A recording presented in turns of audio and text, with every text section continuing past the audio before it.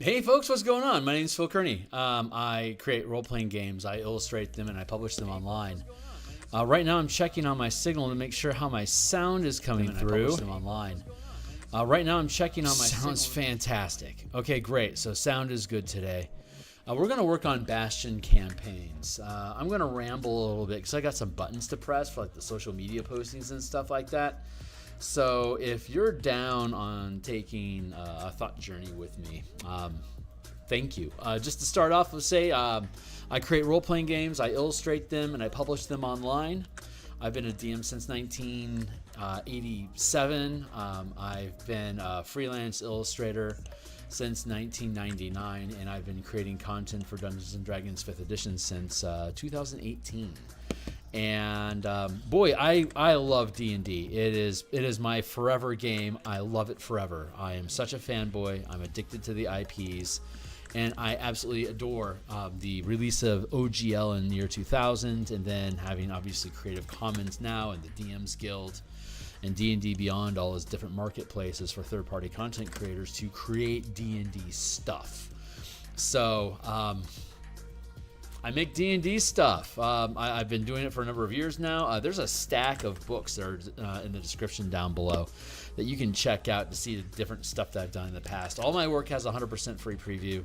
So if you see a book, go ahead and read through it. If you think it's cool and you want to support me doing similar stuff, most things that I do can be used with other books that I've created. It's kind of an omnibus of like variant rules that all work together as a sort of off D&D. So it is what it is, you know. So that's my intro. We're gonna work on the Bastion campaigns.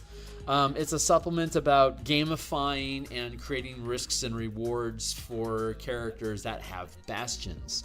And it's also, since it's Bastion campaigns, it provides a framework as a sort of hex crawl sort of idea for socioeconomics in a fantasy world.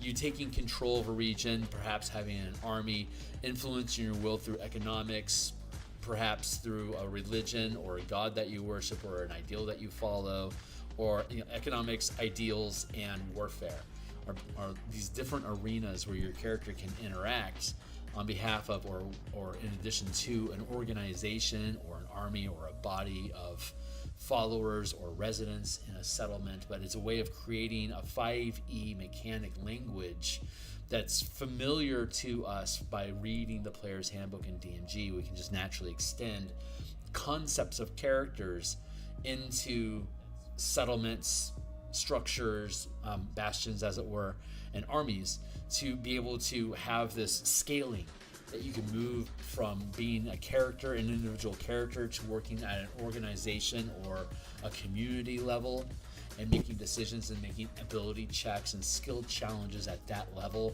that could also then interact with your character to come on board and lead the way, so that you can use your character's bonuses in addition to the skill checks that the community or your bastion is making to achieve a specific goal, representing your character's personal power and influence over this body of people or structure or manor or castle that they have control over, or this church that they have followers of. So these are the ideas that we're playing with. So if you think this stuff is cool after you hang out for a little bit, like, subscribe, hit the bell icon for notifications of when we're live in the future. We're going to be working in this is the playtest document that we use. It's a read-only document, so you're welcome to read along, but this is far from the final form. This is us basically bashing out and refining game mechanics in the 5e game engine for these different ways of using D&D to express different types of games or themes, using the same mechanics that we already know from 5e, but just changing the narrative and like the consequences and what your resources are devoted to, or what they allow your character to do. You can use the 5e game engine in virtually any sort of a role-playing motif that you wanted to, or as the kids are saying, frames. You can frame your D&D 5e campaign any way that you want. The engine mechanics still work at all levels of play and tiers. So it's just a matter of having the proper language to express and open up new options, like the old Dominion style of gameplay that I was born into in the 80s. Was that once your character became powerful enough to take on, anybody in the kingdom, they should have their own property and land that they develop, and their own followers and army, and start creating like literally this community around your character's abilities. And then you can start operating at the geopolitical level, and again through like commerce, through religion, or through warfare and armies. So we're developing the tools based on the Bastion campaign concept that's in the Dungeon Master's Guide 2024, taking that as a template for us to then build upon. The Bastion campaign in the Dungeon Master's Guide, and forgive me for boring you here real quick, but allow me to pontificate, that the Bastions in the DMG, it's the social it's the social pillar of adventure. You've got combat, exploration, and social pillars. Combat breaks time down into the smallest segment of time with the most action economy, and typically the largest risk and rewards of potentially having your character killed as a result of engaging in the combat pillar of game. But you don't have to. Like, it could be a sport, or it could be a verbal argument, a verbal fight. There's a lot of different ways that you can change the narrative of the combat mechanics of D&D to express different scenarios or encounters. Like if you had social hit points and you were basing most of your game on geopolitics, then every time that you have a negotiation, that's technically combat, where you could have acts or attacks, which are like threats and accusations, and then you have your reaction to be able to respond to one of those accusations. And then you have bonus actions where you can sling in like little bonus things, like not only is this an accusation, but now we like add a demand. That'd be like an extra attack that you would be able to slip in there, kind of nick them with that. Or I could graze them with the fact that they've been committing human atrocities. So you can convert the D&D game into different expressions by just changing the narrative and the meaning of the resources that are used and the die rolls that are made. Like your social hit points, once you hit 0 hit points, you have lost the negotiation with whoever it is that you're against, and you have to concede a point. And if you're having like a multiple day negotiation, then you can like take a long rest. You aren't killed by this, but it forced you to make a concession in negotiations that you didn't necessarily want. So, but you could also do like a skill challenge instead of grinding down these specifics. Like normally when you have an investigation or a negotiation, it's probably going to be a skill challenge, or maybe a skill test in general, where you're going to make an ability check, and if you have any proficiency bonuses that might apply, you can add those, and whatever ability score seems to make the most sense about how you're going about achieving your goal, like in this negotiation, that becomes an ability check. And depending on what roll you get, like if you roll horribly, then it's going to be really bad results. If you roll fantastic, you're going to get what you want. But then you can have a sliding scale in between, like 10, 15, 20, 25, 30, 10, 15, 20, 25, 30, with 20 being like the middle of the road of this is a difficult task. It's scaling up and down. You have a degrees of 1 to 5, matching the levels that your character gains proficiency bonuses at 1, 5, 9, 13, 17. So you have this 5-tier frame of building character power through ability checks. That's when they hit their power curves in ability checks and saving throws. So by taking the idea of a negotiation and making it an ability test, you could have, say, 6 degrees of exhaustion, and when you hit 0 exhaustion, you've lost the negotiation. So you're now making ability checks trying to hit a certain number or get exhaustion. Like you could fail the die roll and gain a degree of exhaustion, but be a near miss, like within 5 of missing, and you still at least get a point across. But if like you like roll below by 10, like using Pathfinder mechanics, if you roll 10 or below the target number, then you'll take a degree of exhaustion and you don't make any points. They score a point against you. So you're losing on this sliding scale of how exhausted is my enemy and how much progress can I make before the conversation is exhausted. So that's how you can frame that conversation. So that makes like a draw steal negotiation, just using the using the exhaustion chain. And since you get a stacking penalty to your ability checks as you become more and more exhausted, once things start to go bad, it just plummets quickly towards a conclusion that might not be in your favor. So that exhaustion system with negotiations works fantastic. But that's one way you could frame ability checks. And then you could instead frame that as a fight. Instead of losing hit points in combat, you're making ability checks. And when combat has exhausted you, when you fail attacks, you get exhausted more quickly. So every time you fail an act in combat, you're taking a degree of exhaustion. And if you can defeat your enemy before you become exhausted, fantastic. Maybe you recover 1 degree of exhaustion immediately. When you take a short rest, you regain all exhaustion that you had, and now you don't have to use your hit points at all. It's all working off of exhaustion and hits. So similarly, we can use that's an example of us taking the combat and narrating it as a pillar in the exploration pillar, because exploration is basically ability checks. And then the third pillar is social adventure, social pillar of adventure, which is basically there's no die rolls necessary at all. It's simply narrative and shenanigans that happens at the table, both in and out of character. It's the social aspect of the board game that we play called D&D. So you have those 3 tiers. Combat is the most like a board game, most like a combat tactics game. And then you have social, which doesn't have any tactics or stats involved with it at all. It's just engaging in the conversation of role-playing. And then in between road, you have the pillar of exploration, which is basically exhaustion and ability checks. So we can take the Bastion from DMG 2024, which is all social. You get certain items when you pay this amount of gold and acquire this facility. It now gives you this every week. And that's just something that you just start adding to your character sheet as an additional resource, like a free health pot, or like access to 3 spell scrolls per week, or whatever. However it is that you build your Bastion, you just start getting this stuff. And there's no rolls to it other than random checks of like, what sort of a benefit do you get, or what event happens this turn. That's a random table. That's not a challenge. That's not an ability check or anything involving with risk or reward. So we're taking the Bastion campaign out of the social pillar and we're putting it in the exploration pillar.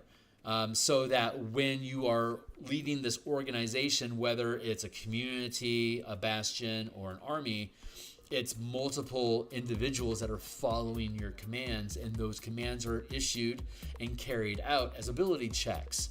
And depending on how high of a rank your Bastion gets, determines the bonuses that you get to your ability check roll to hit a target number. And again, as we've talked about often before, it's a consequence system. So when you fail a Bastion check to carry out an order that's issued, you don't fail. You get a complication, except for in warfare with armies, that complication is you lose troops, effectively taking damage. So like the complication in combat is you lose people's lives, you lose troops, and that just kind of makes sense. But otherwise, a complication is something that, like, if I'm trying to create a siege engine, like an Infernal War Machine, I'm trying to make a Mad Max truck for Infernal, because we're playing Descent into Avernus, and we've turned Mad Maxine's car shop into a Bastion. And now we're using Bastion points and character goals inside the game to get access to more facilities and hirelings and resources that can help us work with Mad Maxine and create more powerful war machines to fight the Blood War, to protect Elturel, if you're playing Descent into Avernus. So taking that idea, we're issuing orders and like, let's build a new Infernal War Machine. Maybe it'll have like a difficulty of 25. And if I fail that die roll, it's not like it's not that I can't make that truck. It's that something is preventing me from finishing that truck. Maybe I'm short some sort of material that I need. So now I need to either go trade or harvest that material.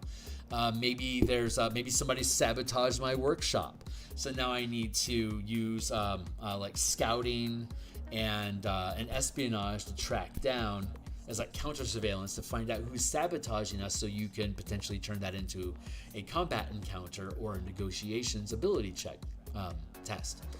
So when you succeed at the complication, when you resolve the complication, the task gets completed. But if you fail at the complicate, like if you relegate complications to your guild or your bastion or whatever, and they're just making ability checks, it's basically they're basically re-rolling that check, and if that check fails again, then it will create another complication, and you can only fulfill one complication per week. So as long as your bastion continues to fail to succeed at a task, it prolongs or it delays the completion of that task. And anytime your characters want to step in, it becomes an adventure hook. So this adventure this week is, let's find out who's assassinating our car shop. Maybe we have a new rival that we need to be worrying about. Maybe we have an enemy bastion that we have to raid. Maybe the sabotage was they took our stuff, like they took all our tools. So we can find out who took our tools. We can go to their shop and steal it from them. Now we're getting into a fight with other night hags. So like you can play it out like that, but the adventure creates itself based on the random results of, did I succeed at this thing or did I fail? Well, I succeeded at making that infernal war machine. I don't have a complication that I have to deal with as a result of it. So now I've got an infernal war machine. Why did I want that? Because I want to ride over there and tear up that base that I saw. I want to have some mobile siege weapons that can escape when they call out the dragons, but I want to punch Graz in the eye. So let's make some tanks and go rock his fortress. Now we can express Grazit's fortress or El Terrell as a city as a mechanical object inside of a combat system that can fatigue hit points with attacks made by legions of enemies that are attacking a fortress or each other, like the Blood War or both the devils and the demons climbing chains onto El Terrell to take over the city. The demons and devils are both attacking the city, and as the city loses more hit points, its resources get fatigued, it loses access to different facilities, people get caught or stolen, and when it drops down to 0 hit points, basically the city is leveled. If you have enough time each turn, each bastion turns a week, if the siege lasts more than a week, then you could be issuing orders to repair your facilities and your building as it gets destroyed and potentially mitigate the damage that's coming into your fortress to have a sustained siege that could potentially last months if necessary, depending on how well you can heal up any damage that's being dealt to your facilities.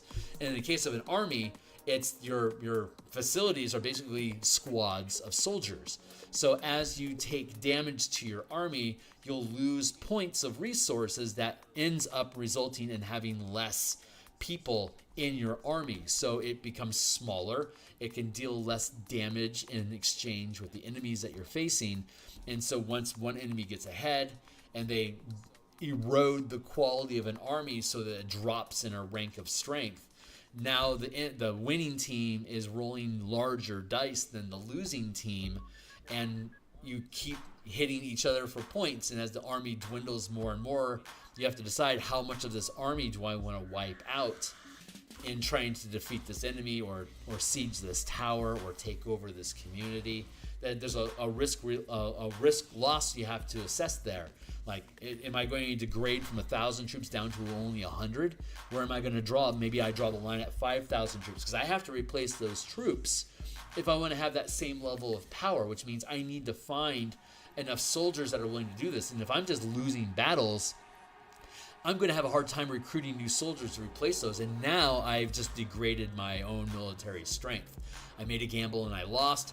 Now I have to retreat into my bastion facility to protect my community until I have an opportunity to regrow and conscript more soldiers.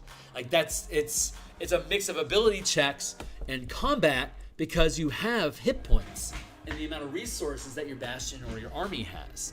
And as you engage in combat, you're making ability checks, essentially attack rolls, to see how much damage you're going to deal to the resources of your target, either a facility, like a bastion, a community, or an army. You'll burn down the community, you'll raise the tower, or you kill all the soldiers in the enemy army. But it's all being resolved with the same mechanic. It's just the bastion points that you use mean different things depending on what target you're attacking. So that's the idea of it. And then sabotage, like when you're attacking a bastion or a community that has facilities, as you deplete bastion points like hit points, you're basically destroying facilities and the hirelings and community like residents that are associated with that location. So if I have like 30 bastion points invested into my community, and that's like a couple smithies, like a workshop, and a defense tower. When the enemy starts hitting my community and damaging my bastion points, I can choose what I lose first. So like I'm going to lose my defensive walls and towers first, so none of my community and facilities get damaged. But if more damage is dealt to the amount of points I have invested in defense structures inside of my community, I'm now penetrated the walls and I'm now doing direct damage to the city. And if I'm using the plunder action in addition to attacking, I'm chewing up how many attacks I can make, but I get to keep those points of damage and steal them as resources that I can expend to feed and fuel my army. So raiding nomads on horseback, like Mongolians, the Mongols raiding communities on horseback with archery. They would plunder. They would basically strike that town, and plunder their resources, take away all the food and like clothing and fabrics and wear and tear and whatever they need. They can replenish their provisions and potentially upgrade some of their equipment or quality lifestyle that they have from the things that they're able to steal. So they wanted to keep penetrating deeper into larger cities where better stuff was to steal, that they could like trade with other communities and stuff like that. So they wanted to attack something with a higher lifestyle that was being maintained because better quality goods were there. So there's a big motivation to be able to actually attack communities with a skirmishing troop or a larger army to take over larger blocks of areas. So it all maths out. We're just going through the mechanics and trying to spell out how all this stuff works. But that's the stuff that we're playing with today. So if you open up the document, again, you can read along here. Here's the playtest document. It's read only, so you'll just be looking at me typing. But again, when, like all the other books I have here, when it's published, it'll be 100% free preview, so you can read it from front to end. And if you think it adds value to your D&D game or any role-playing game that you do, consider picking up some stuff to... When you buy a book, is basically a vote for, hey, more of that. Give me more of that. Because I'm giving it all to you for you to see for free, to see what it is. When you purchase it, you're saying, yeah, I want to see more of this in my life. So, because I love taking the different books that we build and having them all curve and work together. So Bastions, let's get down into it, huh? That's enough pontification about what's going on. So when we were here last time, we were also messing around with establishing trade routes and maintaining different levels of lifestyles in communities or in bastions that aren't located inside of communities. I think it's a little clumsy. The language on it is still pretty clumsy. What I really want it to come down to is when you have a bastion, it can be either in a community or it can be in the wilderness on its own. If it's in a community, you use the maintain order to make use of the quality of resources or materials that are located in that community for you to use for crafting and powering items and researching and creating stuff. If you're all the way off on your own, as well as maintaining a lifestyle like, poor, modest, comfortable, wealthy, and aristocratic, a 1 to 5. So, but if you're out in the wilderness outside of a community, you have to establish a trade route to get those materials and provisions to your bastion so you can maintain a level of lifestyle for the bastion. So instead of having to worry about gold ever, you work in bastion. Like once you get like level 9, you have to get tens of thousands of experience points. It's ridiculous. But you also have a growing stack of gold that you're supposed to have available to your character, but you often get so much more gold than you need. So after a while, like each bastion point, at first it's only 100 gold pieces per bastion point. Second rank, it's 1,000 gold pieces per per Bastion point. Third rank, it's 10,000 gold per Bastion point. Then it's 100,000 gold, and then at 5th rank, it's 1,000,000 gold for a Bastion point. Like when the city of Waterdeep, with a population of 2 million, 1 million plus 1 million people visiting or touring or trading. So it's got about 2 million people within its 200 miles sprawl at any given time. So for Waterdeep to expand and gain another Bastion point, it has to basically do 1,000,000 gold worth of business, which is totally plausible in a population of 1 or 2 million people, because at that rate you can only gain 1 Bastion point per season. So it makes sense that you'd have that level of commerce happening at that scale of community to actually be worth 1,000,000 gold. So you can't really sell gold, you can't really sell Bastion points. Maybe in some circumstances at really high level characters you could, because maybe you'd have a reason you'd want to spend that much money, but it's easier just to trade favors and pay off debts and reward quests with Bastion points once your characters get to 9th level, which is when you got bastions and domains and wizard towers and castles and armies in 1st edition. Around 9th level. That's name level, when like a fighter's actually a fighter at 9th level. Here's your castle, here's your troops. Paladin, here's a temple, here's your crusaders. Cleric, here's your temple, here's your acolytes. Wizard, here's your tower, here's your apprentices. Yada yada, like thieves guild, assassins, and rogues. So like at around 9th level, everyone starts getting property and gaining bastions. The DMG 2024 gives it to you as early as 5th level. Interesting footnote here, the earliest level that any character in D&D was ever rewarded a fortress and followers was in the Oriental Adventures 2nd edition expansion.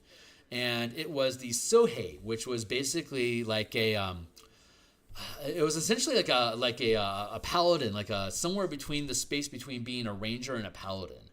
It was almost like a martial bard, but it was meditation, like monk based. So like a key point type character. It had spell slots and access to Shugenja spells, and so it had a very paladin flavor. And it was as early as 4th level that you would have a temple, a meditation temple, and up to like 30 soldiers that would defend that temple or go on adventures with you to fight mobs of 50 to 500 orcs that you can run across while you're going across the wilderness. So 4th level, that's the earliest that D&D 2nd edition was granting bastions and soldiers to characters. So 5th edition is actually kind of on point in 5e. That's a big callback.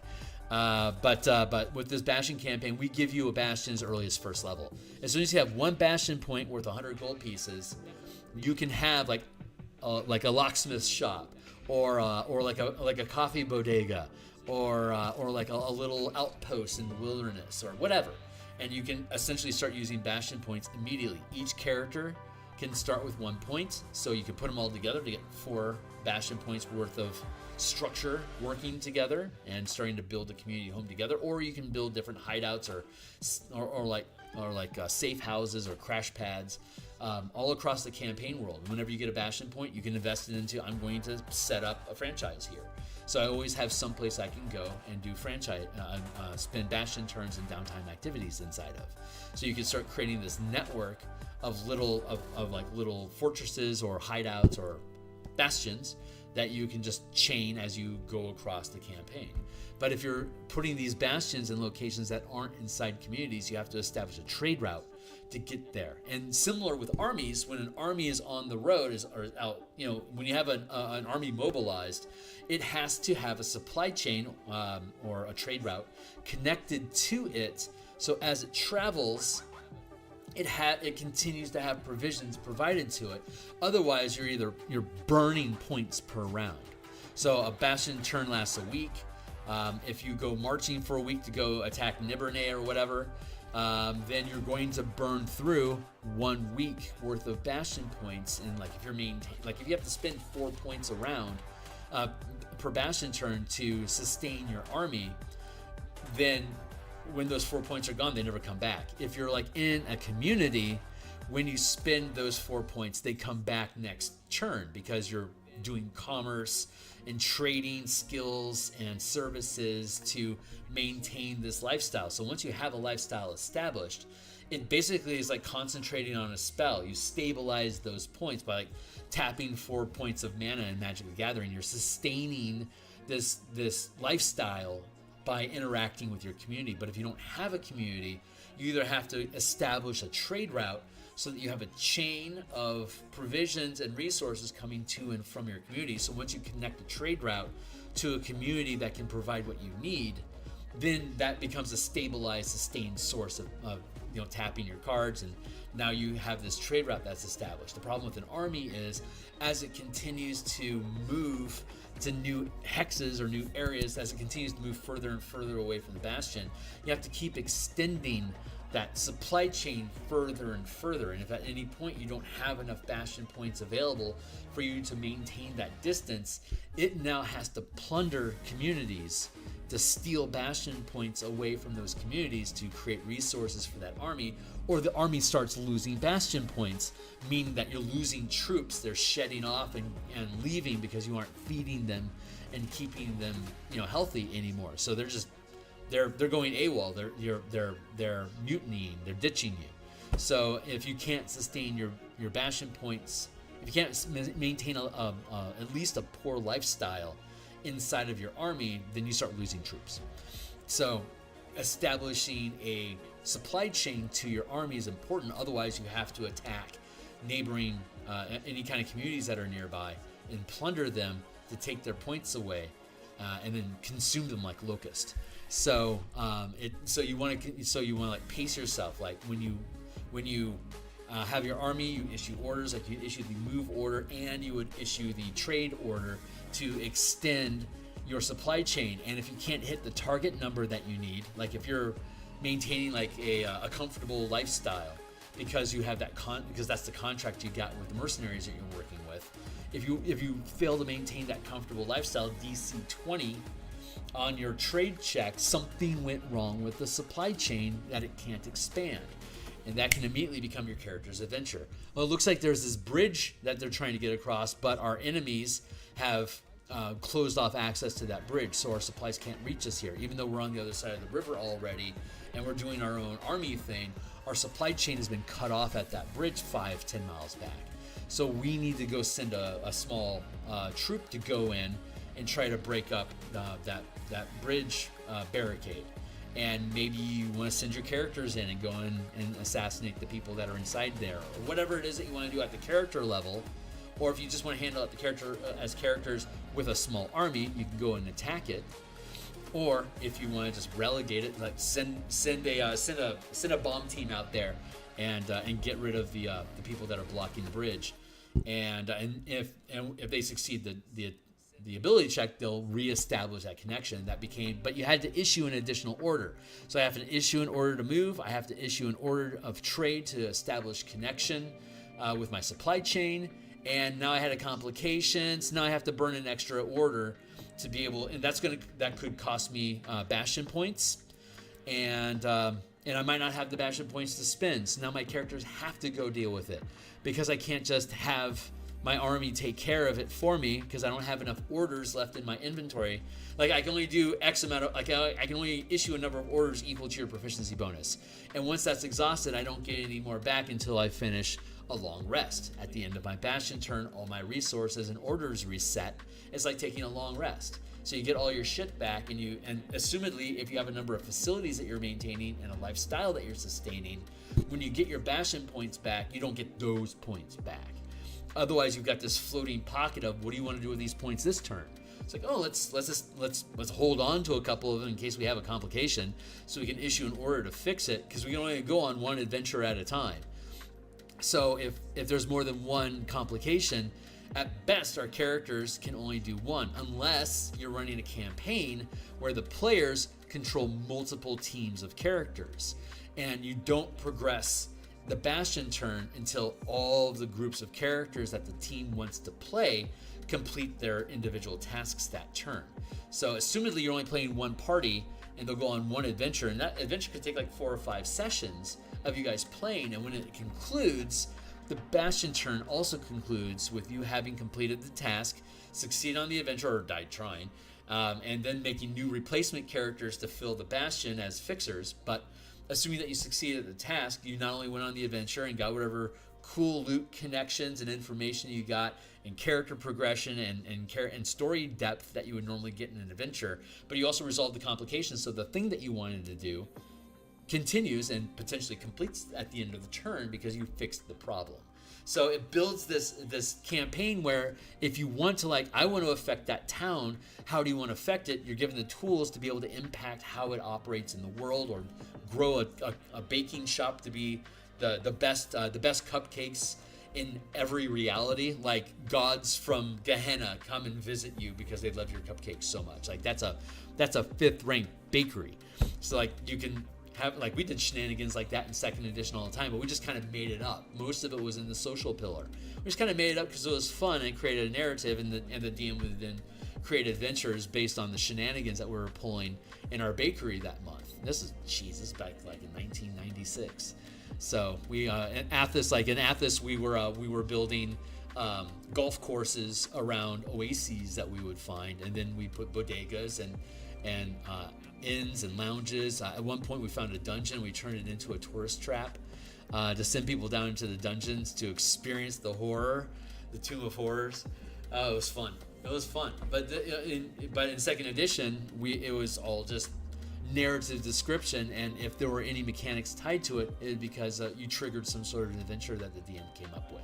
But this is expanding that this is taking that same idea and personifying your guild as a group of people working towards a goal. And if you just wanted to run Bastion turns, you wouldn't even ever have to have characters. You're just making ability checks, kind of like Microscope. You're proceeding with the week by week progress of your campaign world developing. And as you want to explore new ideas, the DM introduces new communities or bastions that are capable of aiding or hindering your progress in whatever it is that you're exploring. If you want to create a team of characters to go in and deal with a particular problem, then the DM could have you roll up characters of the appropriate level, and you might have 4 or 5 different teams. The Spelljammer Eberron Bastion campaign that I'm running right now with my weekly team, they've got 3 different teams. They've got a mecha fighter pilot team that fights space kaiju and space pirates and enemy armies, and they have a delving team that they send into chase monsters out of asteroids. And they have a diplomacy team of like bards and artificers that when they have to negotiate with different mining guilds or governments, we'll have a social challenge. Like we'll make a negotiation challenge out of it, and it will use that at the ability score level, like skill challenges, to resolve it. And it creates new adventure hooks for our characters to explore. But we've got multiple groups that we run inside of this Spelljammer asteroid mining operation. It's dwarves, gnomes, and warforged. And they recently recruited some gargoyles. They stole them from Droam because they were having a labor dispute. They felt they were being neglected and taken advantage of by the Droam military. So they defected and they moved in with us. And Droam has had a grudge against them ever since. So we keep getting attacked with espionage, sabotage, and small troops attacking our miners on asteroids unless we're defending them. So we're having to blow resources and orders and covering our ass against Droam until the team can figure out a way to give it enough of a black eye to make it back off. So right now they're scrambling to increase their military strength to get their ranks in the different military facilities, get those up so they can have better mecha, better ships, larger war golems, more ships in their fleet to be able to take on a larger force. And we haven't done any 5e combat in it because it's they've done 2 military campaigns and they aren't a high enough rank of guild to have a fleet yet, but they do have individual mecha. So they're running around in 50-foot Veritex, and they're fighting space squids and flocks of warforged or clouds of undead. So those are the 3 things that they've had to fight. and otherwise they've been doing nothing but delving and negotiating. So once they're able to increase their rank in their military facilities, they'll start to be able to create and maintain fleets. So they'll be able to escalate and have enough power for them to actually push into Droam and potentially push their borders back to create more strength for themselves, more safety.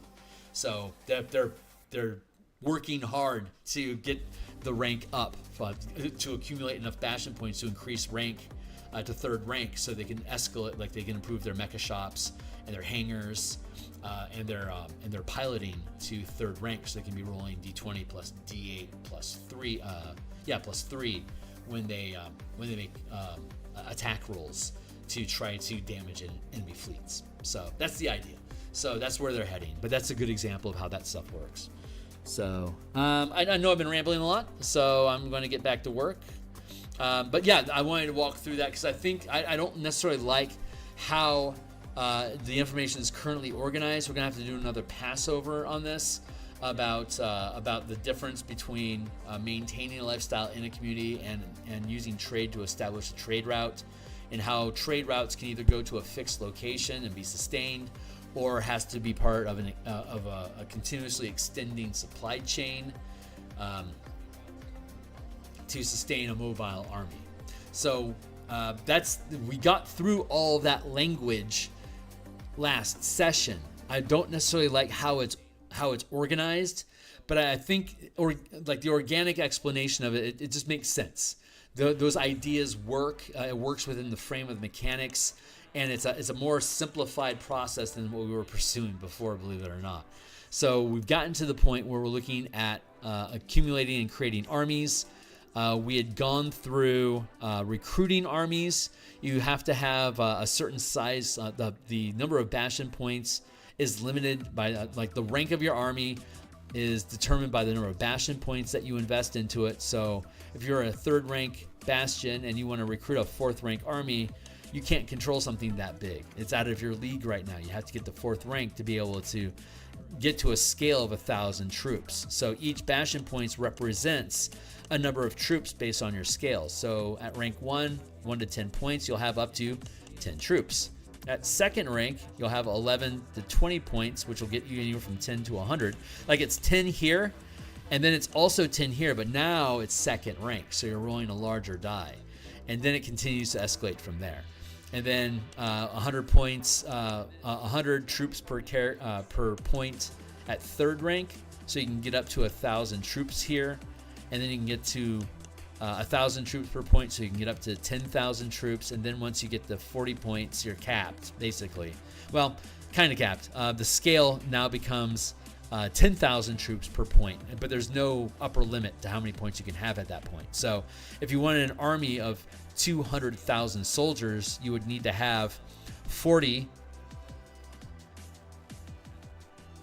plus number of troops divided by 10,000. So a 200,000 would be 40 plus 20 equals, I'd have to have 60 Bastion points to have an army of 200,000 soldiers of 1st rank, of only 1st rank. If I have a higher rank creatures, like we were talking about Driders or 3rd rank creatures, because they're CR8. So that puts them in the 3rd rank of power in the scale of 1 to 5. Up to CR1, up to CR4, up to CR8, up to CR13, and then anything of CR14 or higher is considered 5th rank. And they are multipliers. So if I want to have 10 Driders, it's not going to cost me 10 Bastion points. I have to multiply the number of troops by the rank of the creature that composes those troops. So 10 Driders would cost me 30 points, which means if I want to have a brute squad of 10 Driders on my team, I need to be 3rd rank because I can't afford 30 points worth of Driders in my life. And the Driders are 3rd rank. So even if I could afford it at a lower level, they outrank me. They would just try to take over my Bastion. They would become an immediate threat because they outrank me. They're going to try to take command of me and my Bastion and my troops and subjugate them one way or another. Even if they're good, even if they're positively aligned creatures like an angel, it would just naturally start to overcome whoever's around them, unless you're of an equal rank or higher than that angel. Hey, what's going on, Adam? Oh my God, Driders are fucking awesome. If you want to check the last episode, I was talking about Minzo Baranzan and how you would assemble an army of Driders when we were going through these mechanics originally. Like, I build stuff and then I ramble about shit for a while, because that rambling process, this narrative that I've been walking through with you guys, it actually serves a mechanical purpose, because while I'm doing that, the mechanics of how the different 5e pillar structures operate, they start to filter and fall into place. Like, I understand how the combat system breaks down with action economy, resource uses, and scaling value on ranks 1 to 5, level 1, 5, 9, 13, 17, because I run level 1 to 20 campaigns in 5e in about 270 hours. It takes, with 3 or 4 hour sessions, it takes about 70 sessions for us to go through all of the level 1 to 20. It's basically a level every 3 adventures, or every 3 sessions you gain a level. And I've done that 3 times. So I'm currently working through 2 more campaigns right now. Whether they'll hit 20th level or not just always depends on the team. We could always cut them short. But my teams wanted, my friends, they wanted to run a campaign from level 1 to 20, and I spent a decade in 3rd edition playing at 21st to 32nd level in epic levels. 5e is nothing compared to 3rd edition. As far as like figuring out how to kill somebody, 5e is easy compared to 3rd edition. Like it's basically the same as 1st edition Pathfinder. They have so many resources and so many abilities, and the numbers are so fucking ridiculous. It is really hard to kill 3rd edition characters once they get up above 20th level. So characters being limited to level 1 to 20 in 5e, it feels like level 1 to 15 in 3rd edition. It actually is a lot less scale, so it's very, very easy to be able to build out that way. But yeah, check out that episode if you want. It's the previous episode to this one. This one's episode 66. So yeah, check out episode 64 in the live stream playlists. It'll be Armies, Sieges, and Sabotage Part 1. But okay, so we figured out army size. The number of Bastion points that you have is the size of your troops, and as you get into combat and you take damage, the number of points that you deal reduces. So we figured out recruiting. We figured out mobilizing and settling armies, which was the difference between the movement action versus settling. When you settle an army, it temporarily becomes a community. Or settlement. You're settling your army so they can unfurl their smithy and their mess wagon as a pub, and like the commander's pavilion, which is like a war room, a garden. Maybe they've got like a mushroom farm in the back of a cart or something like that. Now that they've stopped, they can tend to it and start distributing the food. They've got cattle and stuff that they've got on ropes that are basically falling behind the wagons. That's like a stables. So you have all these different facilities that you can have inside of a mobile army, but you can't use them until you settle, so they can camp for the night, and then they can unload all their facilities. So each Bastion turn, you're either deciding, am I settling, or are we mobilized this week? And each Bastion turn is a week, so you're either deciding to advance and attack, or settle and attack. You could decide to mobilize and settle, but you can only do one. So you can change it each turn, but basically when you lock in on a turn, you're basically locking in a stance for the next set of orders that you issue. If you're within striking range, if you're within reach of a settlement that you want to attack, you could then settle and attack. So now you're adjacent to that community, and for the next week you're going to harass and attack them. Make your ability checks to see how that pans out. If any complications arise, now you can zoom in with your characters to resolve whatever that complication is if you want, or leave it to your, if this is like a remote army that you send off that way while you're dealing with this, like the Trents in the Two Towers, Lord of the Rings, the Two Towers. This is a really great example. If your characters were playing D&D in the Two Towers, there's the the Ironhold, is that the name of it? I am not a lore master of Tolkien at all, but there was the fortress that was being defended where all the main characters were at in the movie, and then there was Saruman's tower where the Treants went, and it was treated like a side quest. In D&D, you would have gone and taken out Saruman, because D&D 5e, DMG, and PHB don't have any rules for how you're going to handle a war. Or if your characters wanted to be in the battle, it would come down to you're being attacked by 3 orcs. Here comes 7 more. There's a commander out there. Go attack that commander. And every round of combat that you have to travel through the army to get to that commander, make a dexterity saving throw. Take 2d6 damage if you fail to save, and 1d6 if you succeed. How long is it going to take for you to get there? It's going to take 10 rounds. Okay, make 10 saves, and that's how much damage you're going to get before you get to the commander to fight them. That commander's only a 3rd rank. That commander's only a CR3 hobgoblin. Good thing, because you're down to 15 hit points. Let's go. So like that's how you could run combat if you were Helm's Deep? If that's how you're running your D&D campaign, there you go. But you could have been doing the Twin Towers as individual characters, going up and killing Saruman, and instead of just having a bunch of Ints camp around the fortress and cut them off.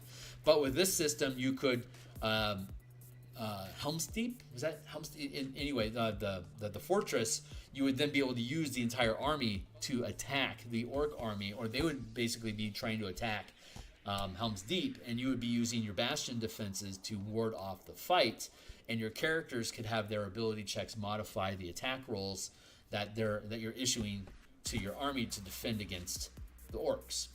So that's an effective siege battle there.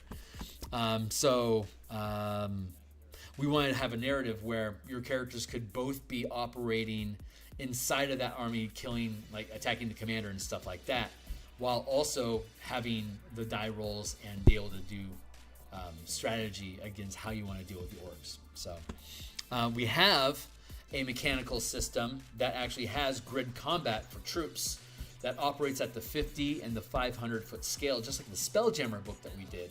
But instead of having fighter craft that are up to 50 feet in size or vessels that are up to 500 feet in size, instead it's groups of soldiers that can occupy up to a 50-foot space, or groups of soldiers that can occupy a 500-foot space. That's a lot of fucking soldiers. So if I have battalions, if I have like 10 battalions, that's going to be 10 squares of troops at the 500-foot scale. And then I could coordinate those troops and attack just like you can with the Spelljammer ships that we have, but instead of narrating them as a single ship with siege weapons, it's now like a flotilla of 400 soldiers, and here they come at you. They're all going to stab you with sticks. So do something about that. And if you have siege machines, you can have those siege machines occupying the same scale of squares as your troops occupy. So it's like I have like 4 soldier troops, and I have this one square is Infernal War Machines that are decked out with ballista and catapults. So they're raining siege weapon damage down on. There's like maybe 6 trucks in that square, but they're doing as much damage as those 400 soldiers over there are going to do to a square each round. So that combat system already works, but I need to add in the mechanical details to get your brain out of ship and into soldiers or individual creatures inside of that space, which has some different mechanics that technically already exists. And if you check out the very earliest episodes of the Bastion campaign playlist, the first 30 episodes is that mechanic, is using those warfare mechanics and some examples of how they're used in different D&D games that I've ran as playtesting. And but then after episode 30 we get into the Bastions, because that's when the DMG got published, and now we have Bastions. So let's switch gears, and everything that's in the first 30 episodes we're converting into the Bastion system. But we'll also add that deeper mechanical combat system using actual 5e combat at the 50, 500, or 1 mile or greater scale. And you can see all of that in the Spelljammer book. It's a free preview. Go check out the combat chapter. It's super cool. So the amount of time it takes to, the amount of distance that an army can move during a turn is based on the mode of movement as the type of mobility that you're using, including Spelljammer ships.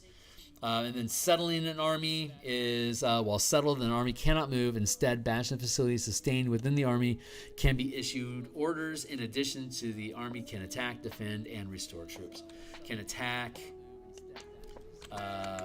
any target within reach of the army, comma, defend as though a bastion, and restore troops. Period. Restoring troops is like healing. So, an army attacks. Okay, cool. So that's the basics there. We're gonna have to do some serious wordsmithing in the future, but right now we're just bashing out to make sure the mechanics read properly. So the attack order rolls a bastion. Okay, so an army can be issued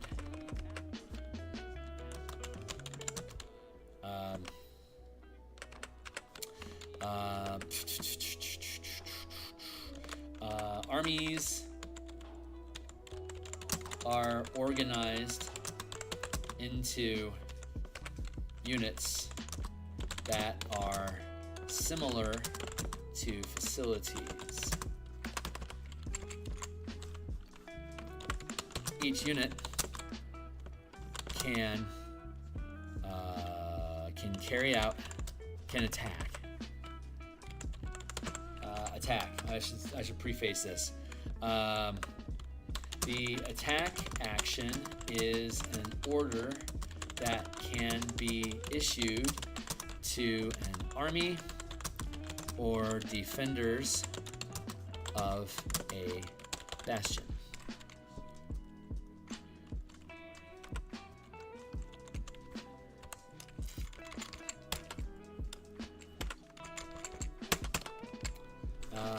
Armies are organized into units that are maybe I should we should put up here organizing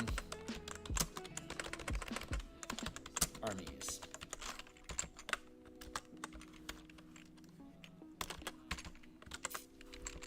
So the number of bastion points determines the size of the army.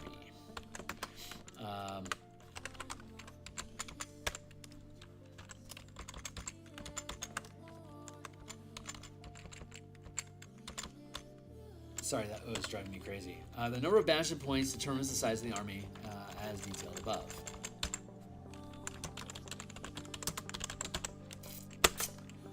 Armies can be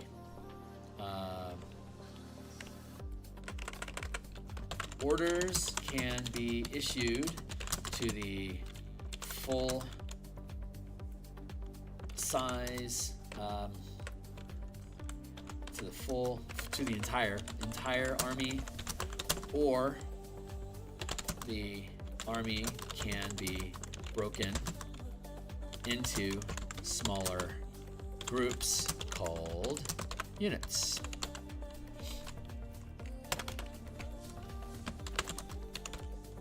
The size of a unit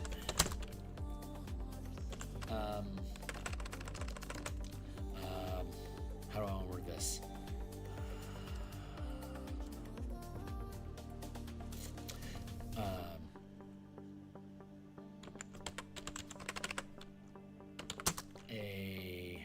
An army can be broken into a number of units, into any number of units, can be broken into any number of units of any size, which does not exceed the current total number of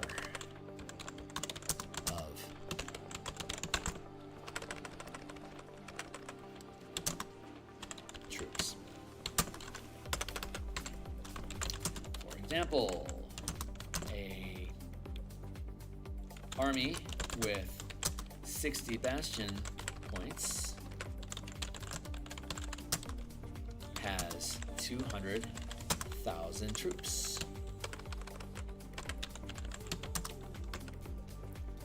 If I were to tear that army in half,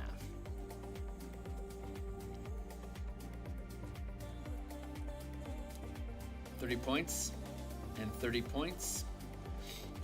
That would take us from 200,000 down to 1,000. So obviously that doesn't work. We have to do it differently from that.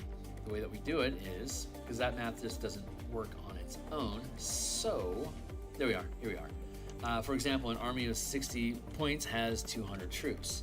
If the army is divided into two armies of 30 points each, there would be only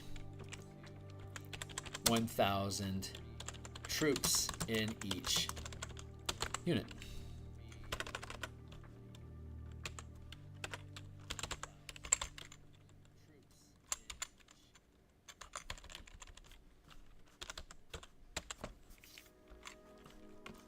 Instead,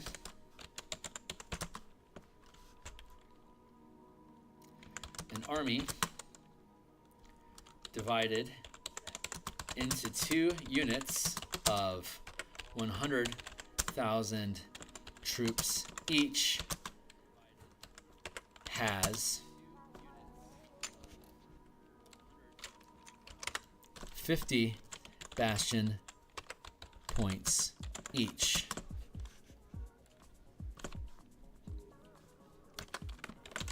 When units are an army can be divided into smaller units without issuing any orders, but each unit requires its own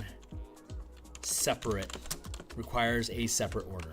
A separate must be, but each unit must be issued separate orders. For example, an army,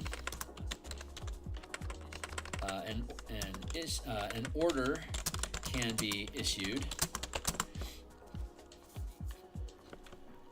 For example, an order can be issued to move the entire army west 100 miles, or for example, one order can be issued, or two orders can be issued for 100,000 troops to move east, while the other 100,000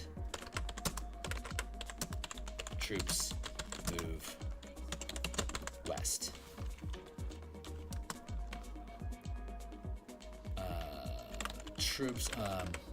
Units can be further divided. Units can be further divided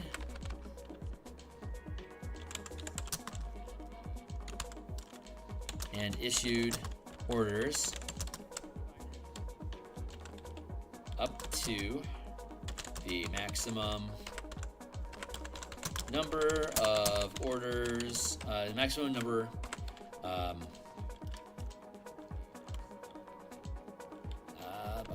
per turn, up to the maximum number per turn. What's the word I'm looking for? Not allocated. Based on the rank of the army.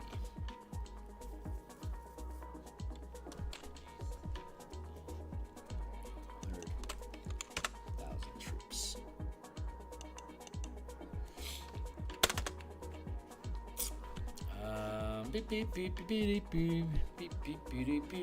Issued up to the maximum number of troops from army, plus any additional points, spent to issue additional orders. Here's a good one. Let's see, for example, when order can be issued, units can be further divided and issued orders up to the maximum number per turn. Let's reword that. Based on the... Yeah, it's the rank of the army, not the scale of the army. Scale of armies go from 1 to 5, and rank goes through 1 to 5. Scale determines the number of troops per point and the amount of damage that they can deal whenever they take the attack action. A higher rank gives you a higher die roll. The size of the die that you deal. Rank also, if it outpaces the damage die of the size, like 10 first rank soldiers, like CR 1/8 soldiers, are going to be rolling a D4 plus 1, while a Drider is going to be rolling a D8 plus 2. The Drider is going to have, the 10 Driders are going to have 30 points, and the first rank humans are going to have 10 points. The Driders are going to deal D8 plus 3 points of damage to the humans every time you issue the attack order to the Driders. The humans are going to deal D4 plus 1 points of damage to the Driders every time they're issued the attack order. And for them to have a significant impact on the amount of damage that they're dealing to the Driders, they're going to have to whittle down those 30 points to get them to, like, it takes 3 points to drop 1 Drider, and the humans can at best do D4 plus 1. So if they can survive the first volley of attacks back and forth, they might be able to bring down 1 Drider before they're all dead. But if they kill 1 Drider, chances are the rest of them are going to die immediately, because they are so vastly outranked, even though they have the same 10 number. Like, here's 10 humans, here's 10 Driders. Which would you expect to survive the longest? Obviously, there's going to be some spider food laying around after basically 2 orders of attacks. So, in a third rank, an army of a third rank Driders, they can be issued up to 4 orders per week, per Bastion turn. So they could go out and they could slaughter small groups of like they could take out whole Thorps. Thorps are first rank. They have up to 10 points. Otherwise, they grow to become a village. So a group of 10 Driders could easily take out 4 community, like 4 hamlets in 1 week. They could probably take out a village in 1 week. That's a second rank. They're going to have at most 20 points. They're probably going to have first rank soldiers defending them. Maybe they'll have second rank, like, soldiers and walls and protection like that could potentially withstand some sieging from the Driders. But they're just going to climb over the walls. They're going to use Sabotage, climb over the walls, and just start destroying everything inside the place. They're just going to have to be tactical about it.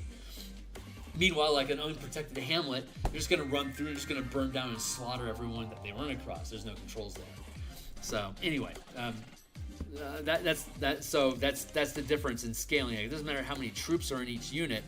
It's the unit itself is based on the commanding army overall. For an army like this army of 100,000 troops times 2, those are large enough to both be 5th rank armies as well. If you break them apart, they're still part of the same army because they're under the same control. If one of them, like, what's the word I'm looking for? Mutinies and breaks free from you, then yeah, you're going to drop down to 100,000 troops, which is going to be worth 30 points. And that enemy faction that broke free, it's now also has 30 points, but it's under its own command that may not be allied with yours anymore. Each character could control, like, you could have 2 characters in command of one army and 2 commanders in charge of another one, so they're the ones that are making tactical decisions about what each of those armies do. And in that case, you could break them apart because there's characters controlling separate units. And then when you recombine them back together, it's going to be the total number of troops is how many Bastion points that army as a whole has, and any facilities that they may have in the army that they can use when they utilize when they settle. Those points are going to be broken up between the number of units. So That's what we're currently resolving, but that's the language that goes on behind that. So now we're trying to hash out the language. So, for example, one order comes to if the units, if a unit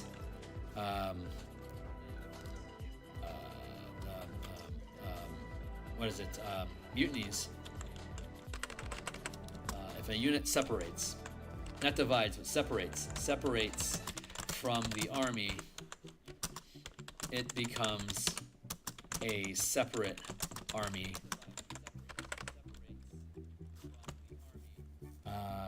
That must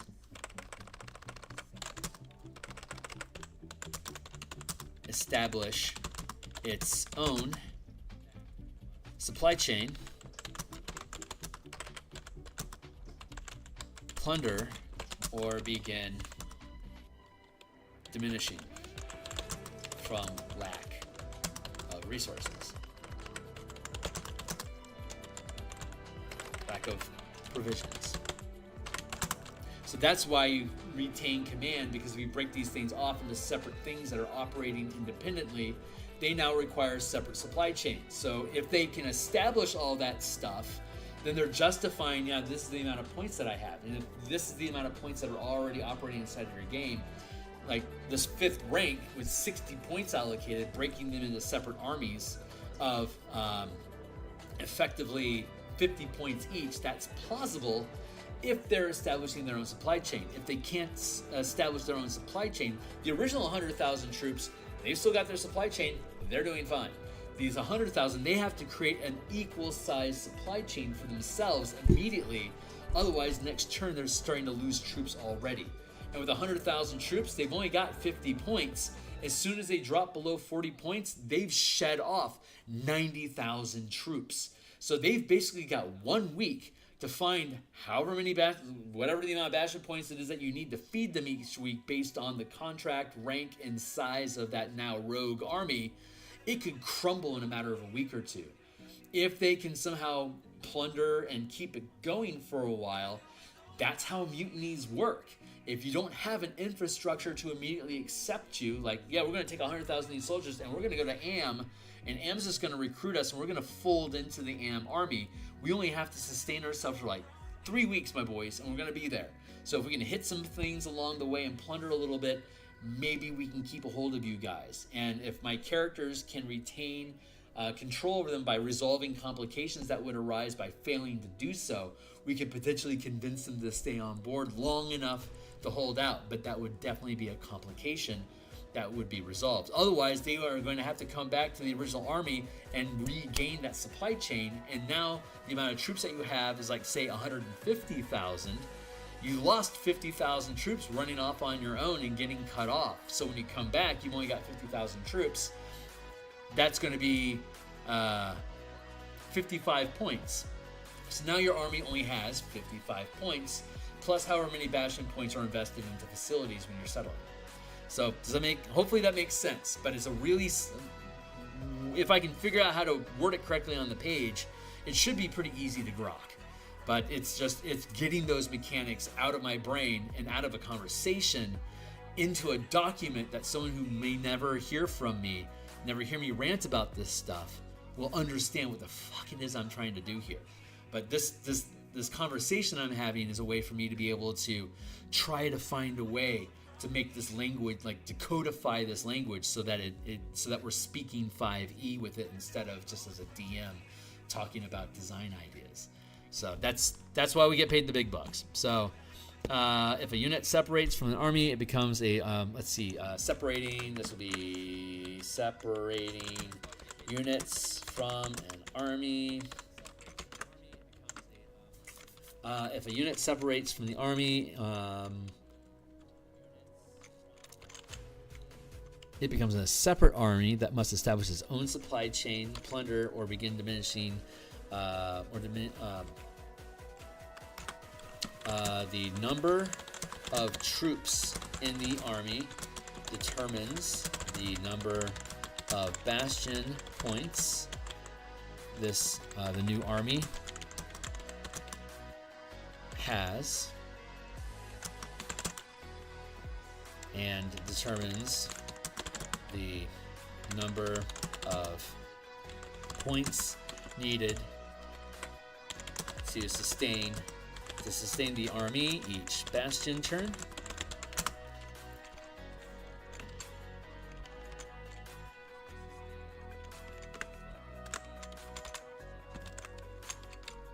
Oh, this is better language. If a unit separates from the army, it becomes a separates from its army. If a unit separates from its army to become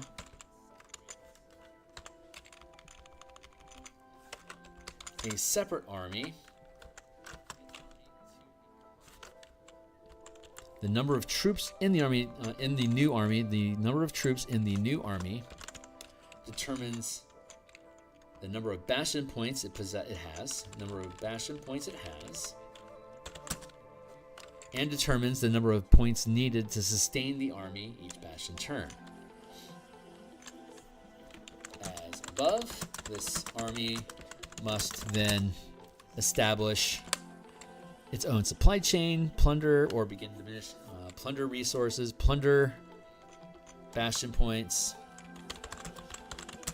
from communities within reach, or begin diminishing from lack of provisions. Armies are organized into units, so cool, that took care of that. An army can divide into smaller units. For example, one order can be issued to move the entire army. Army plus any additional points spent. The rank of the army.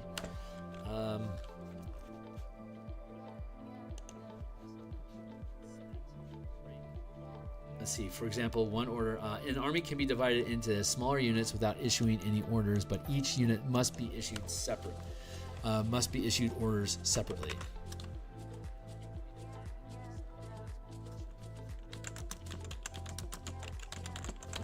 in orders separately. Period.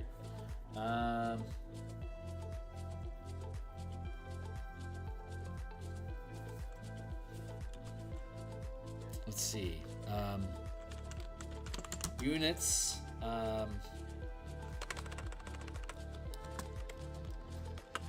Let's see. How do I want to word this?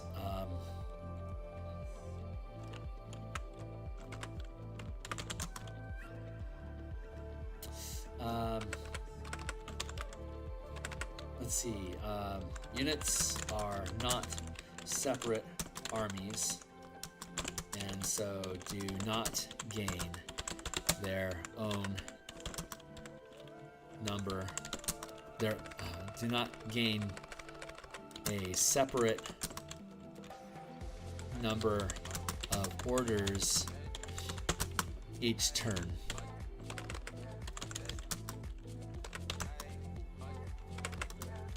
Unless they separate into a separate army.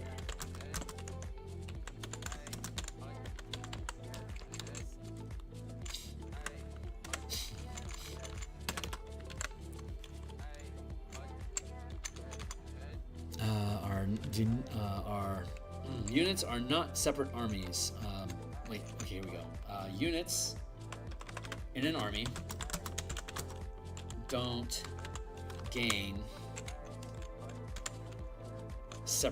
a separate number of orders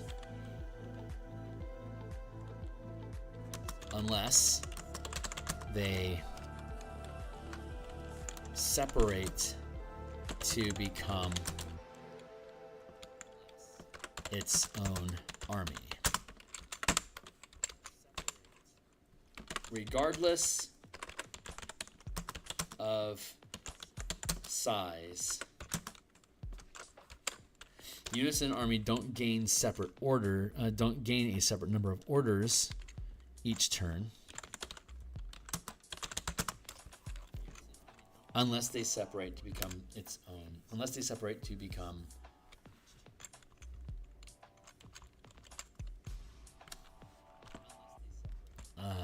unless they separate to become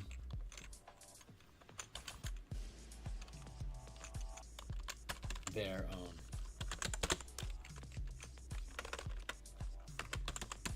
This is the better language. Regardless of size, a unit in an army doesn't gain separate orders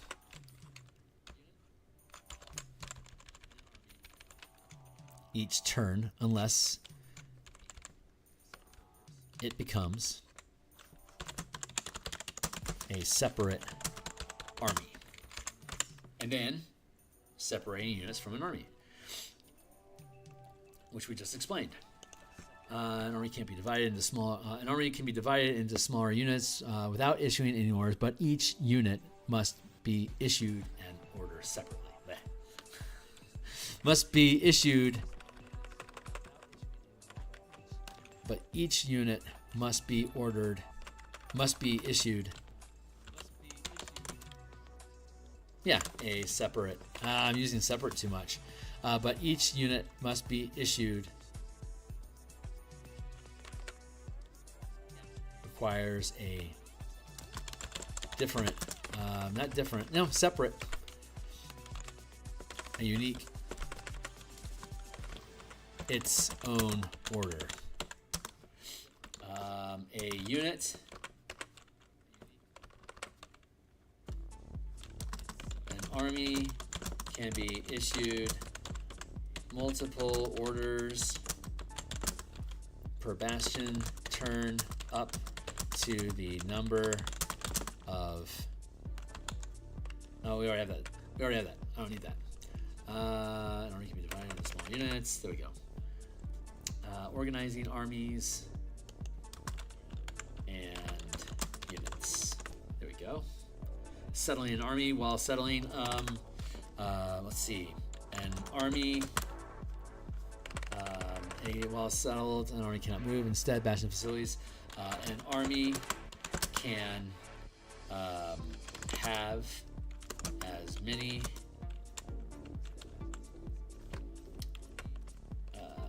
let's see.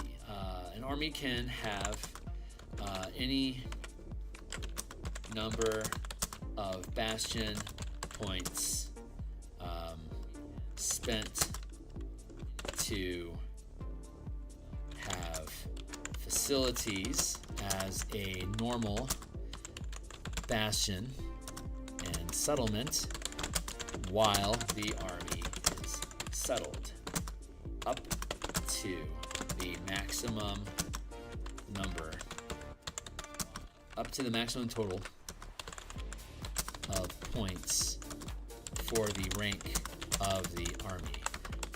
For example, a third rank army can have up to 20 points.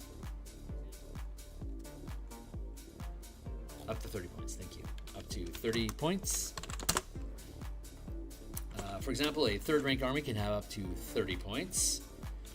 That can be spent to install and upgrade and improve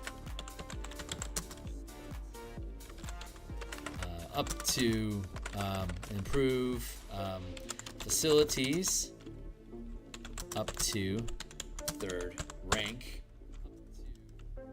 period. While settled, an army is a bastion.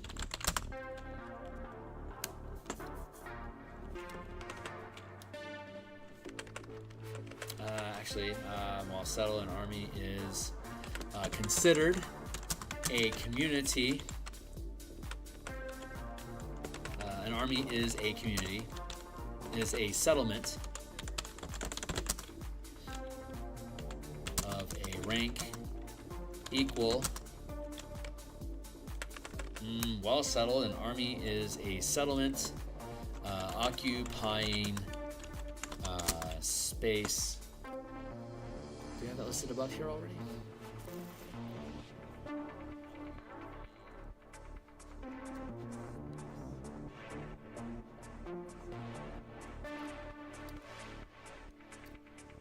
Reach is how far you can attack something during a Bastion turn.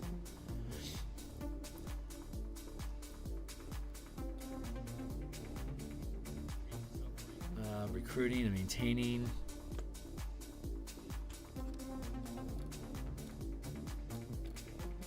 Yeah. See, as above. Army settling. There we go.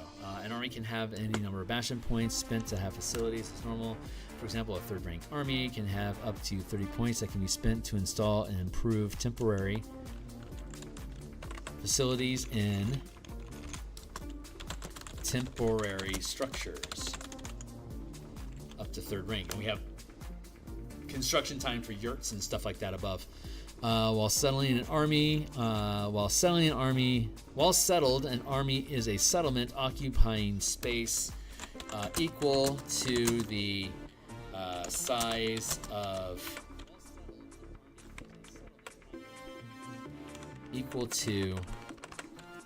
a settlement of equal scale. A first and second rank army. Let me see. Let's do it like this. Army rank, settlement size.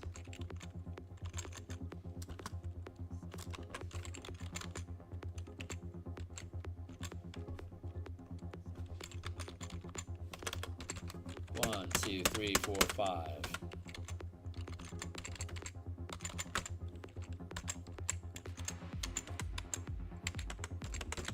And this will be a hamlet, a village, a town, a city,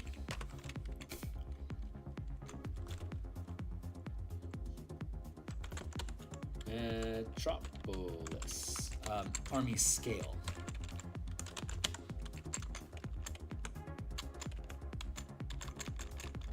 Sorry, this should be hamlet,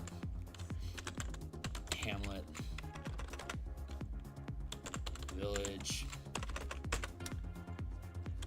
town, city.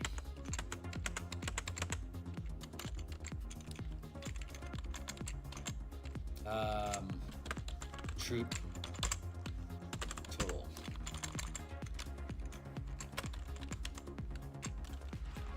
Max troops. 10 is the size of a hamlet. A hamlet is anything up to 100 people. So while you're up to 1,000 soldiers, that's going to be a village. Up to 10,000 soldiers, that's going to be a town. More than 10,000, up to 100,000, that's going to be a city.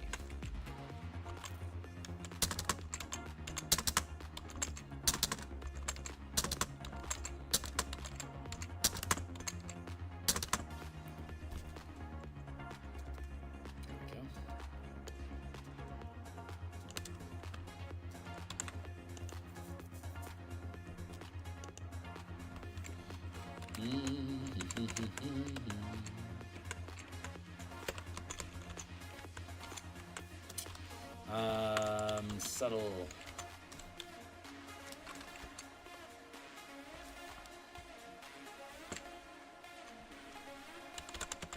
Duration. Day. 1 day. 1 week.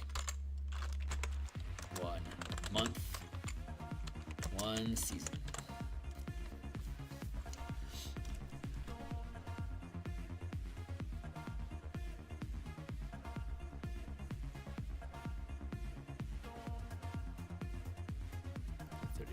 That can be spent to install and improve facilities. Let's see. Facilities. Mobile. Facilities.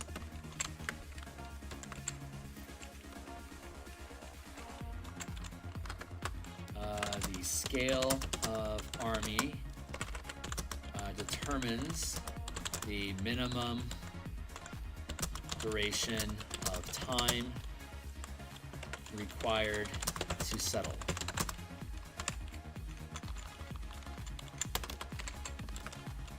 For example,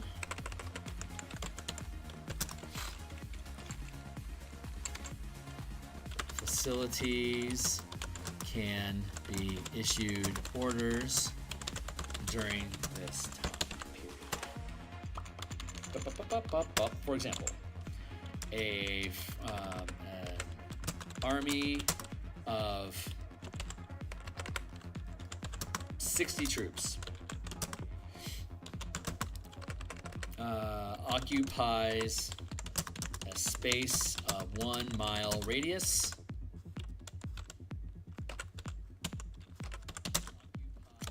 and can settle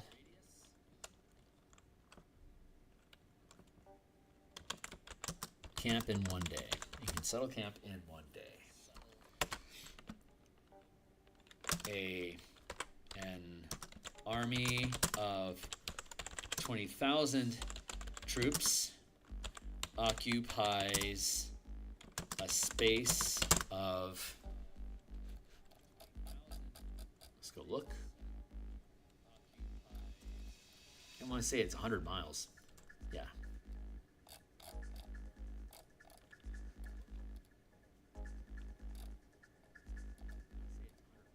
Which also is the amount of time that an army can march in a day. So that's its reach, effectively. Let's look at that again. Army reach. Reach is half of its size. So if anybody is within 50 miles of a 10,000 troop army, that army can attack them this Bastion turn, whether they're settled or mobile. If you're within 50 miles of them, they can hit you. It's kind of like just having to swerve out of the way a little bit to take a swipe at you.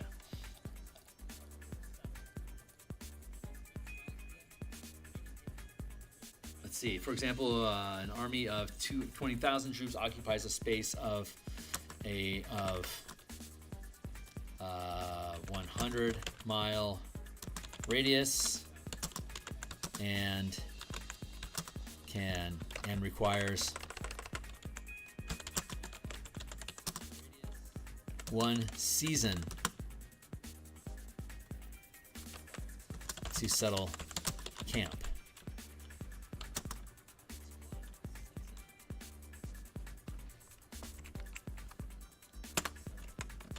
The small army is mobile and light with minimal facilities. The small army is mobile and light with minimal facilities to slow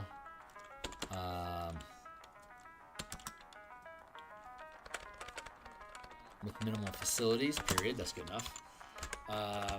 The massive army is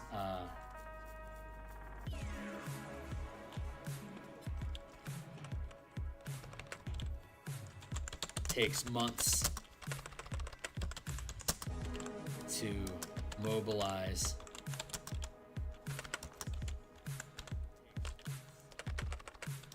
Let's see. The massive army takes months to establish its facilities or to break them down to mobilize. That's not the right language, but that's the gist. The larger the army, the longer it takes for it to basically settle in, to actually settle. There's thousands and thousands of troops. They aren't all just going to hit the deck and sleep. You gotta have infrastructure and mess halls and training areas and stables set up to take care of horses and training areas and hospitals. If you want to restore your troops, you have to you have to settle so that you can heal up, or you have to go occupy a settlement that's already a settlement. So you have to take that time to settle in, and if you're going to restore hit points to your massive scale army, it's going to take weeks of recovery time for all of the troops to get back up and running again. Even if you have clerics running around with healing spells, they're going to run out of mana, and it's still going to take time to get all your troops back up to full combat condition if you're ignoring the idea of long rest heroism. But that's how that folds in. So mobile facilities, let's see, some types of movement, such as carts and ships, can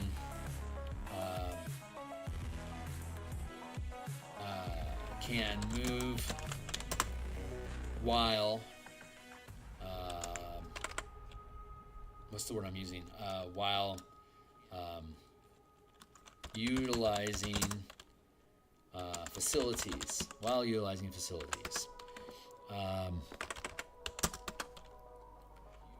Armies without means of using facilities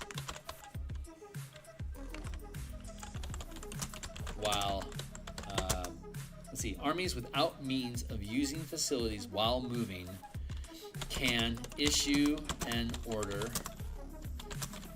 to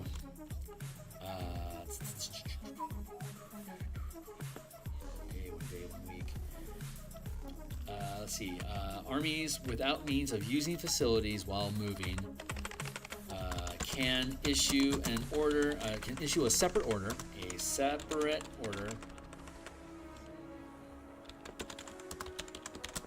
to settle facilities up to second rank without settling the entire army. Compact enough to settle and break down each day. Higher rank facilities are too large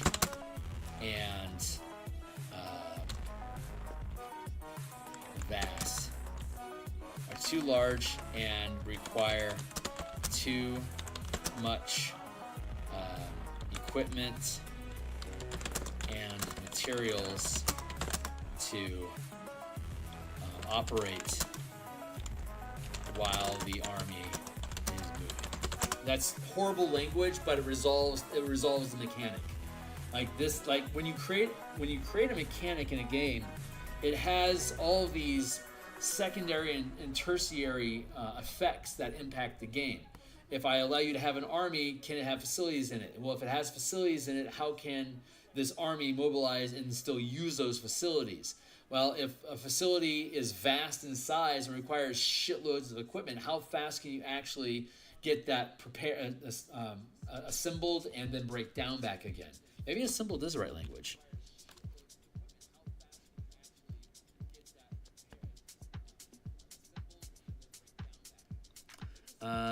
Facilities moving can issue an order to settle facilities. Well, yeah, settle facilities. That's a good word. I like that. There, but that resolves the mobile facilities issue. Then we have organizing armies and units. So we got out of we resolved movement, and so mobilizing and settling, we have that resolved. We have scale of army. We have the rate of recruiting and the difficulties involved with it. We have maintaining an army by establishing trade routes. Attack, defend, plunder, recover, siege, and sabotage.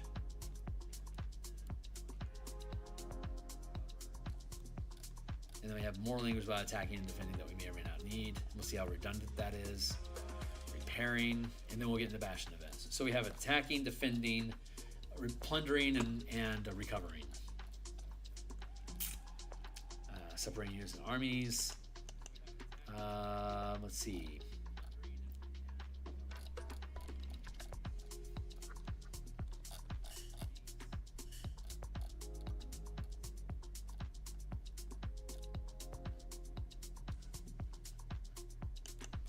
Let's see. Armies.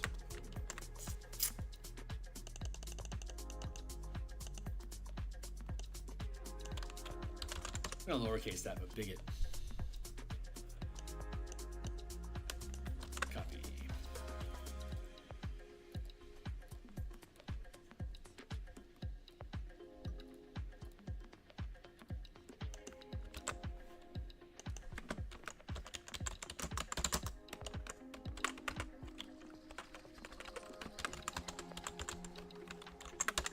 There. Sieges and Sabotage. Armies can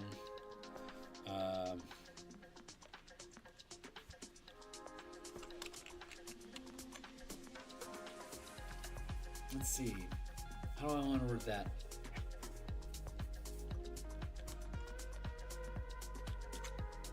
Armies can attack settlements, bastions,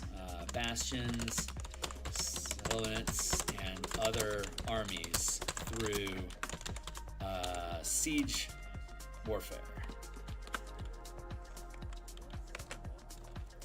Through sieges, small groups, small units, and individuals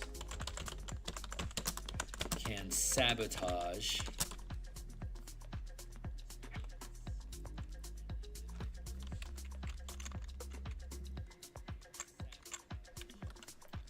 how do I want to word this? Armies can attack bastion settlements and other armies through sieges. Small units can small units and individuals can attack through sabotage.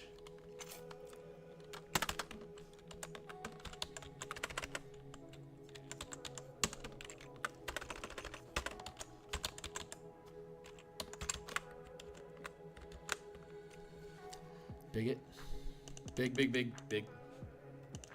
And copy.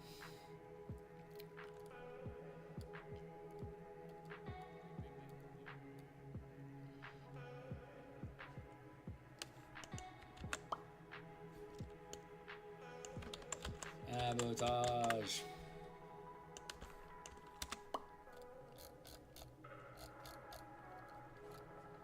We'll see how redundant this is to see if we can organize it smarter. Sieges wage war against a bastion or settlement with an army raised by the sponsoring bastion as detailed above.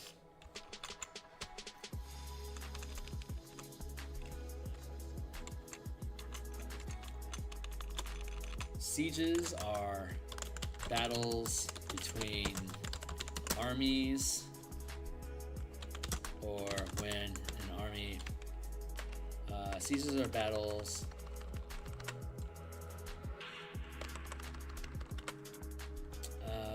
sieges are I want to do this an army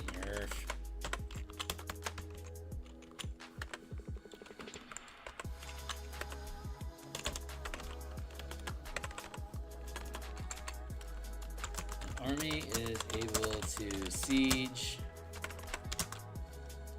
a bastion, settlement,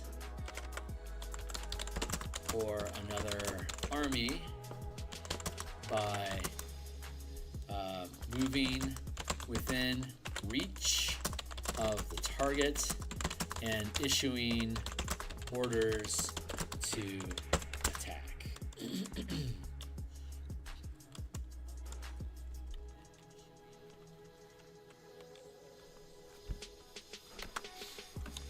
Army can be issued a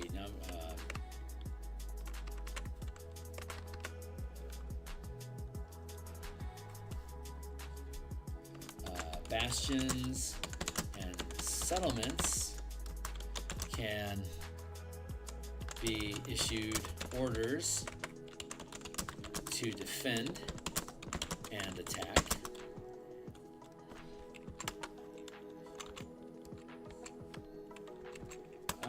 Let's do this. There are a number of unique orders that can be issued to an army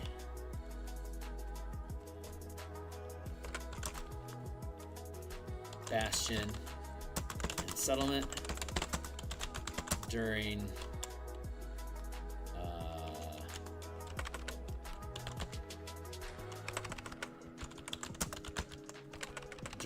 a siege.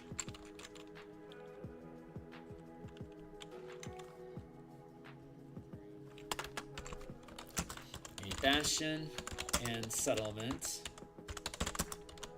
cannot attack a bastion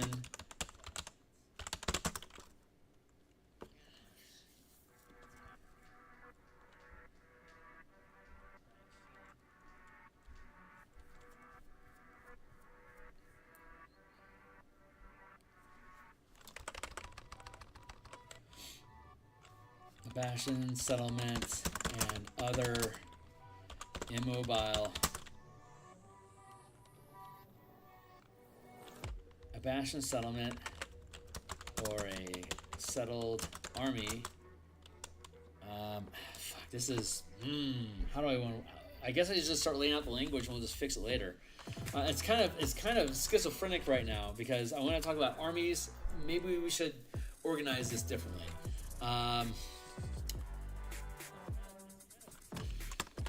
Let's do this. Armies can move and attack while bastions and settlements are immobile, are settled.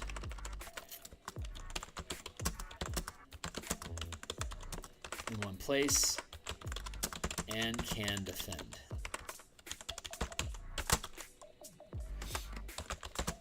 Both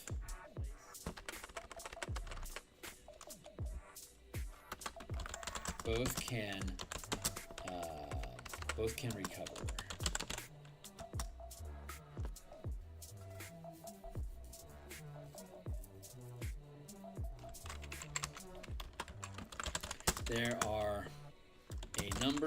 There are unique orders. There are unique orders that can be issued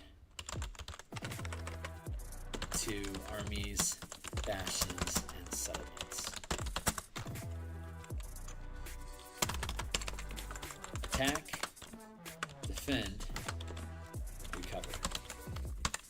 Armies can move and attack, while bastions and settlements cannot move.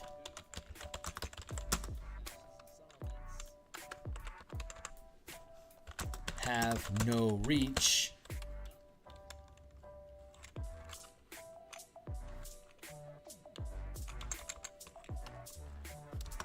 But cannot defend.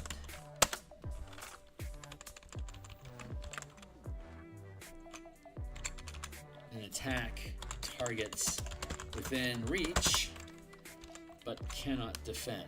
Bastions and settlements cannot move, have no reach, but can defend.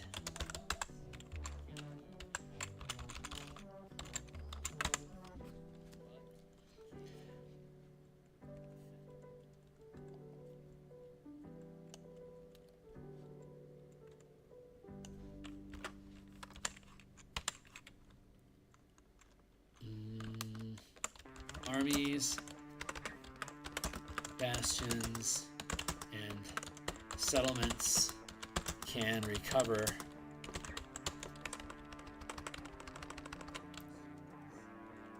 Armies, bastions, and settlements can all take the can all be issued. Let's do it like this. Armies, no. Bastions, settlements,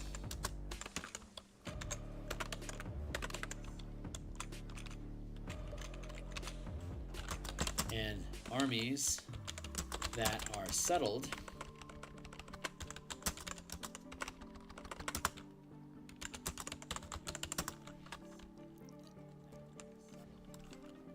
can recover.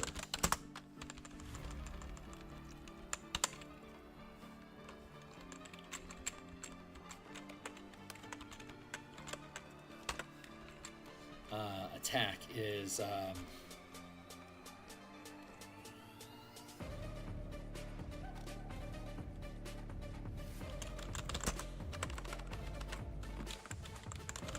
attacking the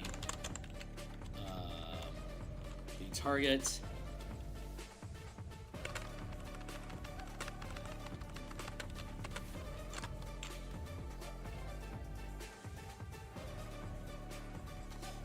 Attack is moving and attacking. Fine, whatever.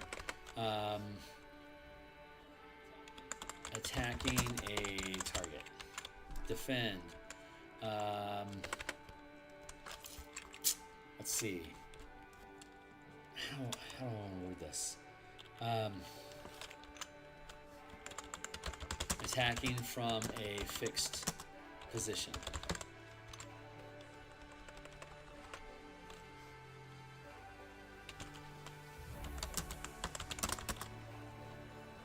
Attacking while able. While moving. Attacking while moving. Attacking from a fixed. Attacking while settled.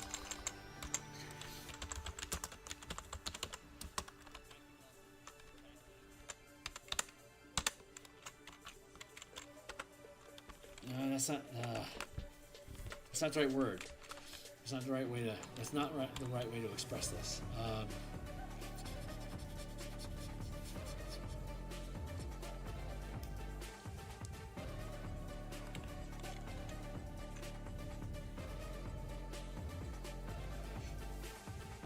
Let's see. Attack is a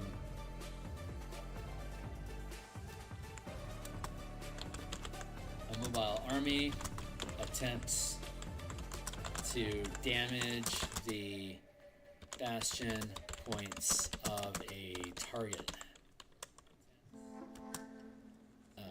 Army, bastion, or settlement.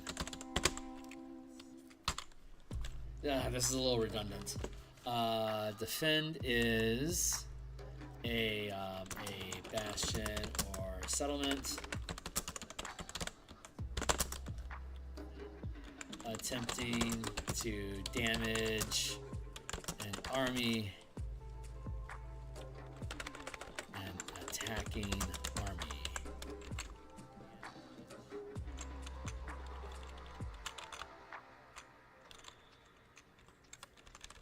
A bastion or settlement attempts to damage an attacking army. Recovering. Let's see.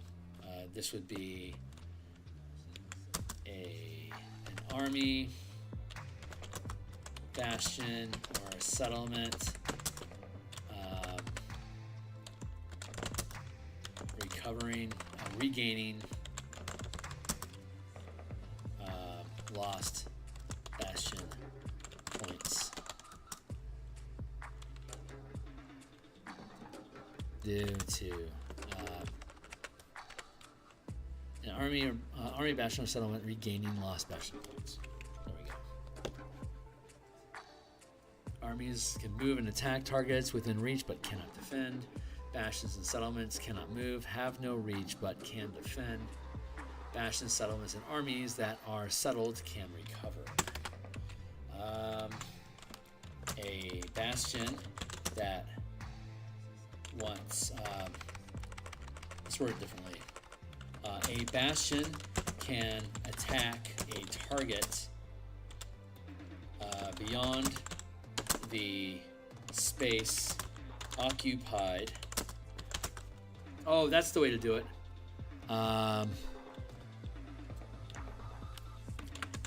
Damage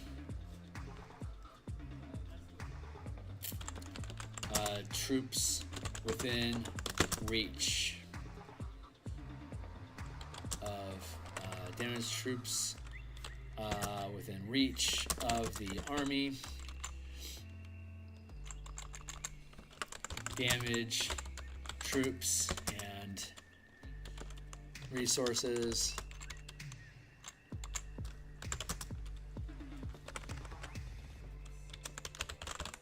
Damage troops and facilities within reach of the army. Damage troops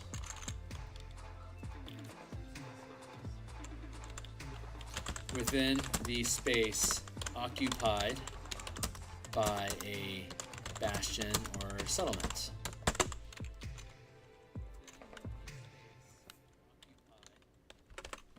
Regain bastion. Regain bastion points.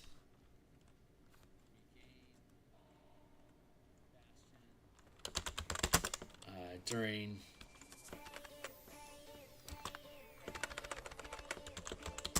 while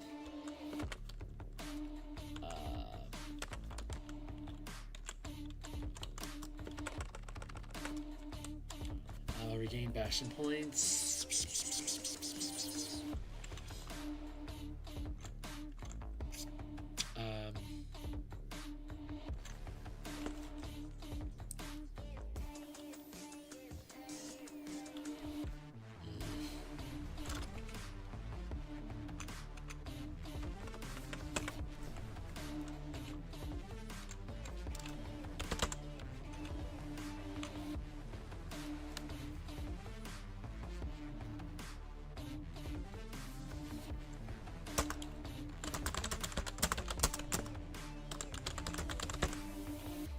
Gain bastion points at the end of a bastion turn.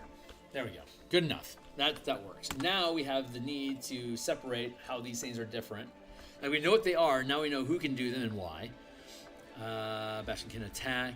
A bastion can attack a target beyond the space it occupies. A bastion for settlement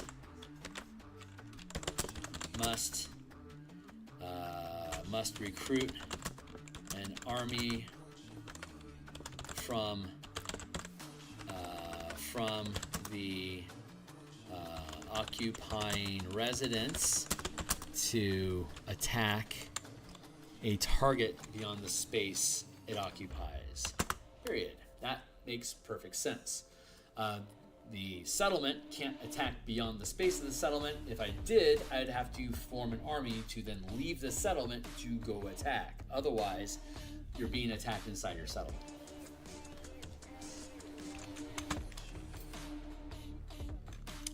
Attack. The attack action is an order that can be issued to an army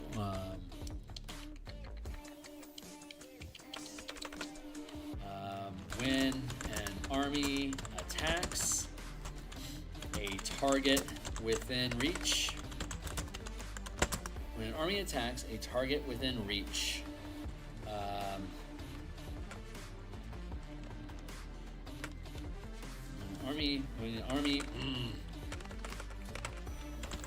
when an army is issued the attack action, choose a target within reach.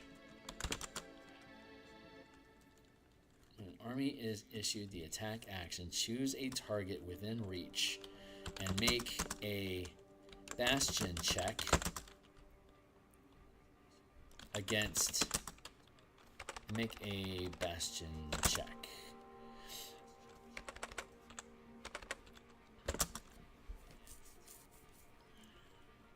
When an army is issued the attack action, choose a target within reach and make a bastion check.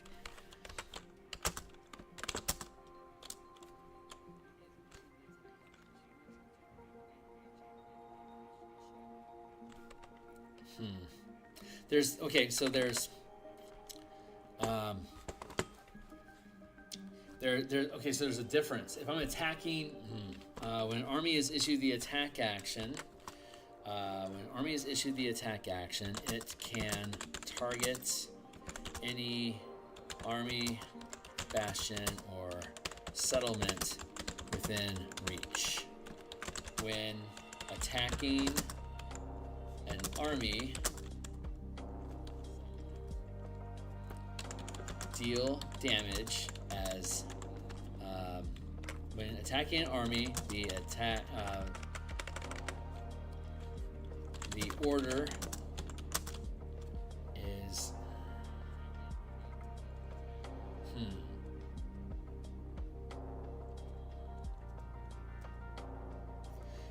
the order succeeds without making a bastion check,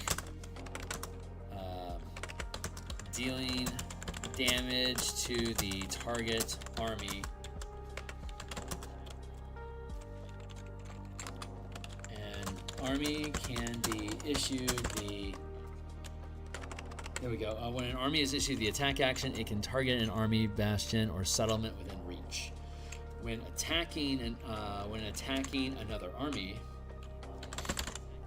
the order succeeds without making a bastion check, dealing damage to the target army as described below, to the target as detailed below. When an army attacks, is issued, it can target any army within reach. When attacking another army, when attacking a bastion or settlement, make a bastion check and make a bastion check. The DC is equal to the rank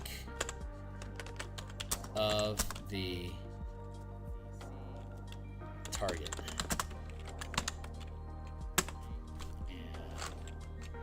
That is going to be target rank DC.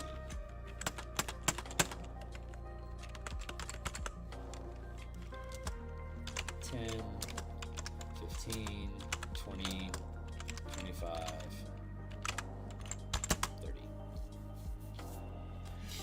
$30.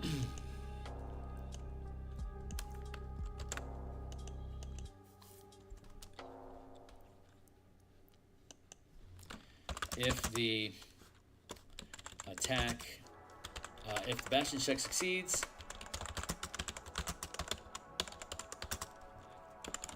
deal damage to the target as detailed below. An army can be issued the attack action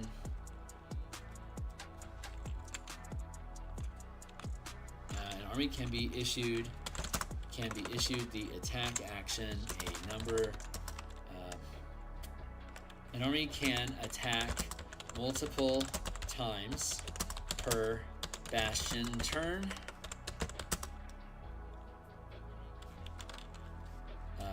expending an order with each attack.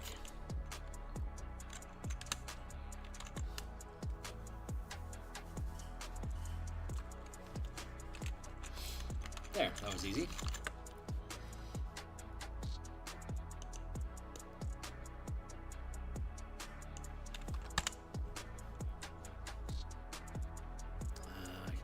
Attacks at the bastion. One army outscales the other. Oh, that's a good point.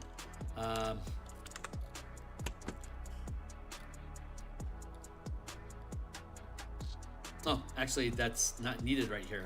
That would be under damage. Attack, defend.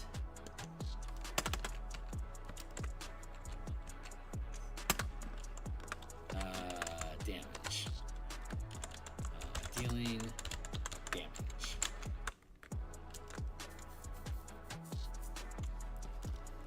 First, defend. A bastion or settlement can be issued the defend order when attacked.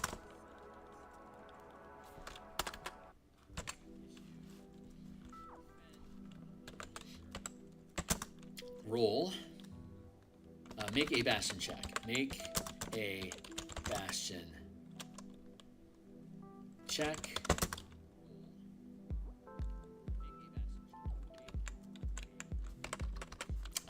Let's see. How do I want to word this?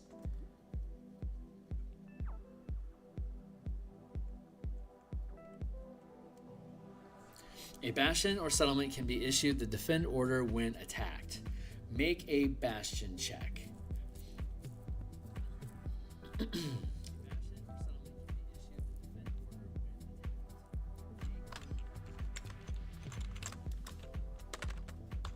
A number of times attacked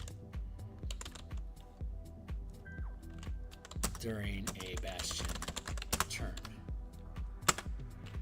To defend.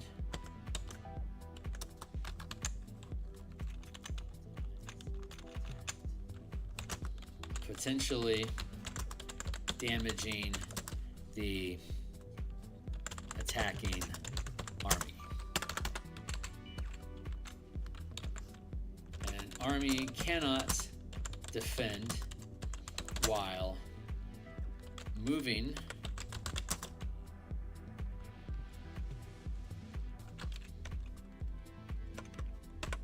an army must be settled to defend itself. An army must be settled to be issued the defend order. Period. There we go. A bastion or settlement can be issued the defend order when attacked, up to the number of times during a turn attacked, potentially damaging the attacking army, up to the number of times attacked during a bastion turn.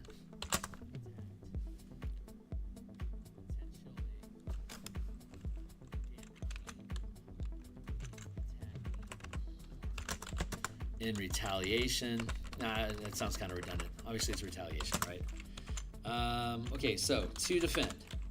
Oh, wait, I do need that. To defend, make a bastion check. If the how do I want to word this?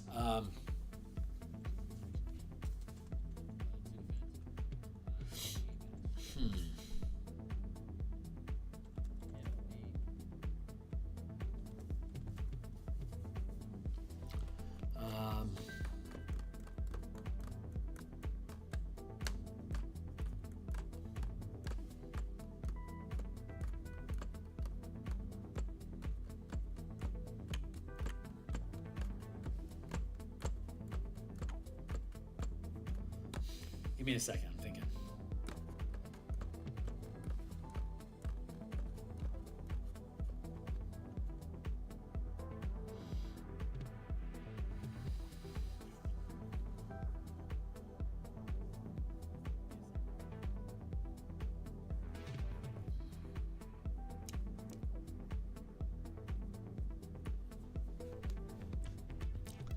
A bastion of settlement can be issued the defend order when attacked, up to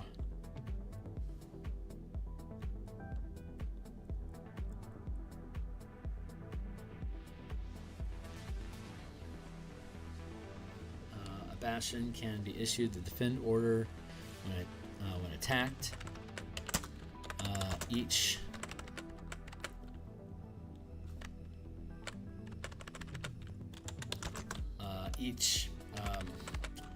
whenever, for every attack made against it, up to the number of can be issued the defend order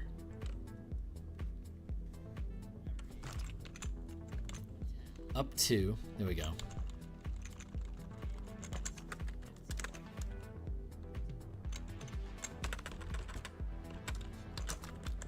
up to the number of times attacked during a Bastion turn, potentially damaging the attacking army. There we go. In response. I keep wanting to add that in. I don't think it's necessary. Essentially damaging the attacking army. An army must be settled to issue the defend order.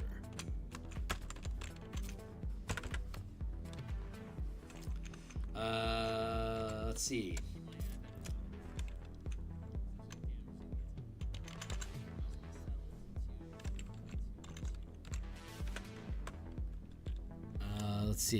Up to the number of times per turn, damaging the attacking army. Period. There we go. Settled to issue. There. As detailed below.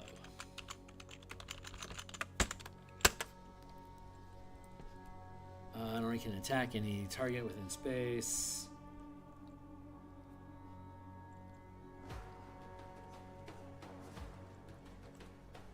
An army can attack any target within. That feels redundant. An army can take a number of attacks up to rank. Okay, I don't need that.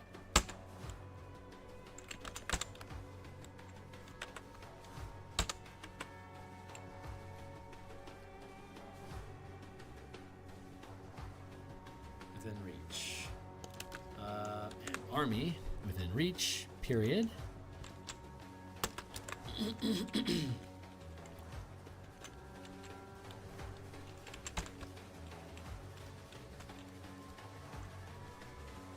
There, okay, that's cool. Target, so if you're attacking another army, you automatically hit. If you're attacking a bastion or a settlement, it has a target number that you have to hit before you can damage it. If you're defending against an army, you automatically hit, dealing damage. So every time you issue the attack order, you're going to damage something. If you're attacking a bastion or a settlement, then that makes sense. When you have two armies bump into each other, they're going to deal damage to each other. And you can't get away from that. Like, unless something crazy happens, you're not going to not deal damage to another army when they hit. On the other hand, when you're attacking a bastion, like a fortress or a settlement with like defensive walls and stuff, depending on how powerful that community or that bastion is going to determine the target number you need to actually hit to get past the defenses of the bastion to be able to actually damage it. And so it's basically it's a flat roll, but while you're there, anyone that you have available for defense, you can issue orders to defend, to damage the army as it comes in. If it can hurt you, you can hurt it. If it doesn't hurt you, you can still issue an order to hurt it.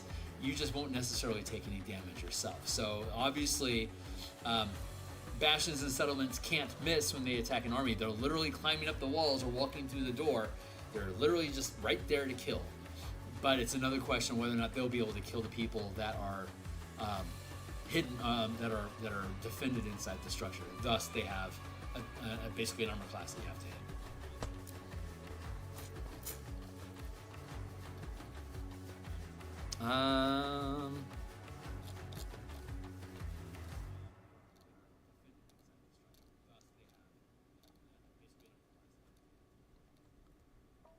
And we already know what a Bastion check is. A Bastion check is simply a d20 plus the rank of the Bastion, or in this case, Army, which we defined earlier. It's treated as a Bastion. It makes checks the same as Bastion. So in a Bastion check, when you make the attack, you make a Bastion check. So it's a d20 plus the rank of your Army or your Bastion settlement, plus the Bastion die, which is also equal to your rank, which is a first, second, third, fourth, fifth rank, d4, d6, d8, d10, d12. So a third rank Army, it's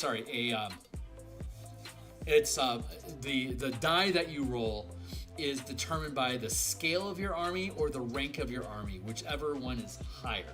So if you have, say, 10 Driders that are third rank, 10 soldiers on their own would only be worth a d4, but a third rank Drider is worth a d8. So the rank of the Bastion is third rank, because it has to be to control 10 Driders. So it would be 10 Driders, that would be third rank command. So it's going to be a d20 plus 3, and since the Driders are third rank themselves, it'd be a d8. If you had 100 Driders, it would still be a d8, because the rank of a third rank army has a d8, and a third rank creature also has a d8. A third rank army, a third rank army of first rank soldiers, 1,000 troops would be a d 10, 100, up to 1,000 troops could have a d8 as well, but they're only first rank, so it'd be d20 plus 1 plus d8, as opposed to the Driders, it'd be d20 plus 3 plus d8. The big difference there is that those Driders have 30 Bastion points with the 10 of them. If you had 1,000 Driders, that would be 4 times. That would require 1,000 of them requires 30 points times. So it would require 90 Bastion points to have 1,000 Drider army, which would require 1,000 points requires. It'd be 90 points. Once you get to 40 points or more, you have to be 5th rank to be able to have that many points. So 90 points is a ridiculous amount of power. Each one of those Driders requires 3 points of damage to drop 1 Bastion point out of the Drider army. If you lost 26 points of Driders, that'd only be effectively 2 points that you lost, because 26, that's 4 divided by 3 is 1 point something, so it's still only 1 point. So you've only lost, out of that army, you've lost 100 Drider. So it actually, the numbers add up on the defending side. You would think like a larger army would deal more damage.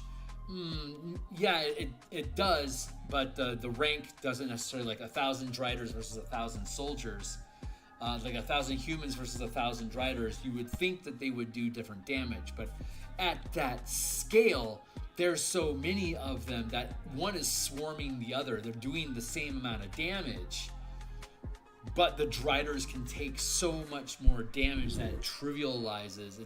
It cuts the damage that the human soldiers are doing down to a third. So they're not able to deal nearly as much damage to the Driders. The Driders will remain third rank, or rather third scale. Like 1,000 Driders will be just as effective in killing humans as 10 Driders are. So that 1,000 troops is going to whittle down from 1,000 to 900 to 400 to 90 to 4, and like the Driders are going to continue to pace as those numbers in the human army. It'll drop down to a d8, to a d6, to a d4, and at that point, it's hard to kill a single point of Drider whenever you make the attack. So it's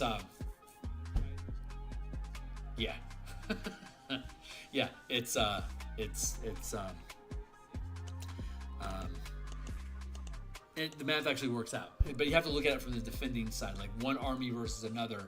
The damage that they're dealing isn't where the difference is at. It's the amount of damage that they can take. That's where the difference is at. for example, comma. There we go. An army can be divided into, okay, great.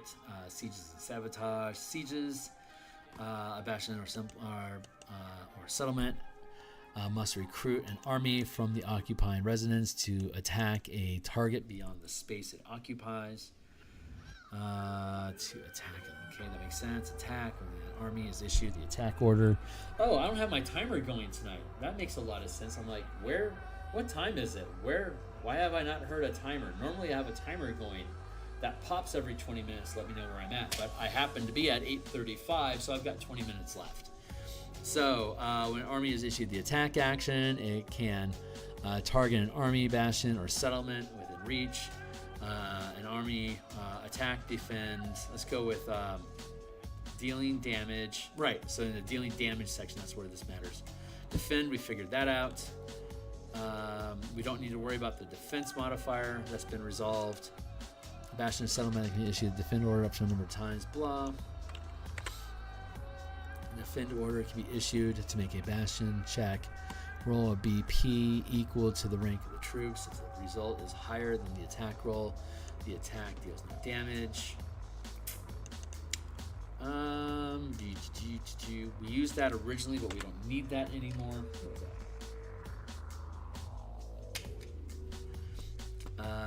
Dealing damage. Okay, so we're in the dealing damage section now. So when an army, bastion, or settlement deals damage, roll a bastion die. When an army, bastion, or settlement deals damage to a target, roll the bastion die for the scale or rank of the army. The scale or rank of the army, bastion, or settlement plus the rank.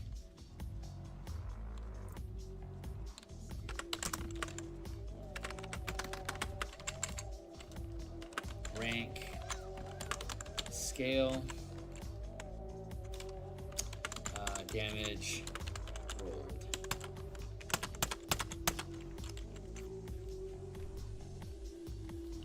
Roll the bastion die for the scale or rank, whichever is higher.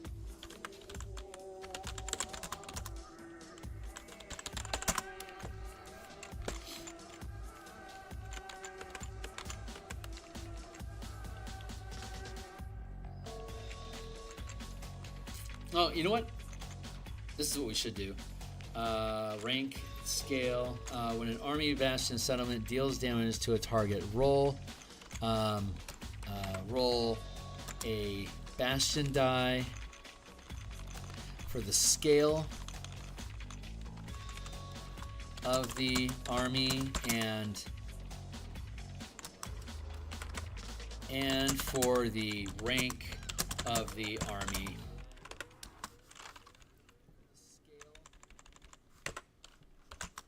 Keep the higher result, army, period. Roll the, add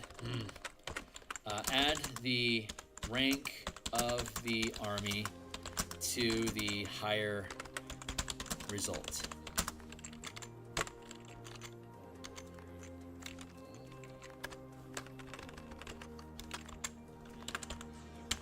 Damage die, 1d4. 1d6, 1d8, 1d10, 1d12. For example, an army of 10 Driders is a third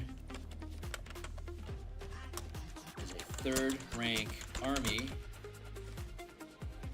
at the first third rank army at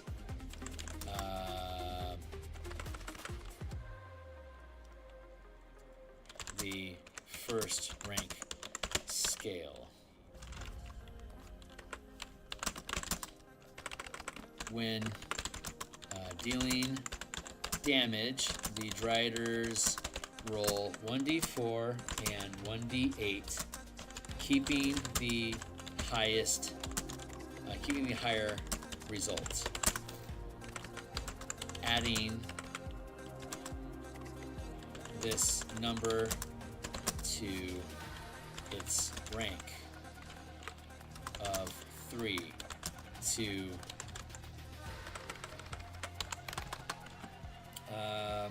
the amount of damage dealt reduces the number of Bastion points,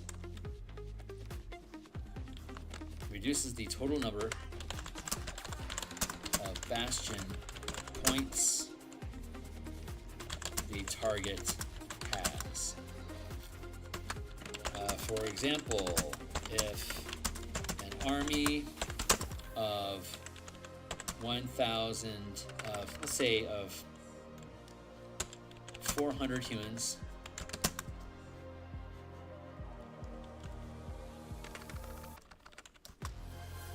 CR 1/2 soldiers, first rank of an army of 400 first rank soldiers, troops. If an army of 400 first rank troops with how many points would that be? 400. It'd be up to 10. It'd be up to 10. It'd be up to 100, and then it'd be that's 100. That's 101. No, that's 100 troops. 24. With 24 Bastion points. For example, if an army of 400 first-rank troops with 24 Bastion points takes 9 points of damage from an army of 10 Driders, the first-rank army has 15 Bastion points left, reducing the size of the army from 400 to it was 400 at 24 points. It's down to 15, so it's 100 at 10. It's 100 at 11.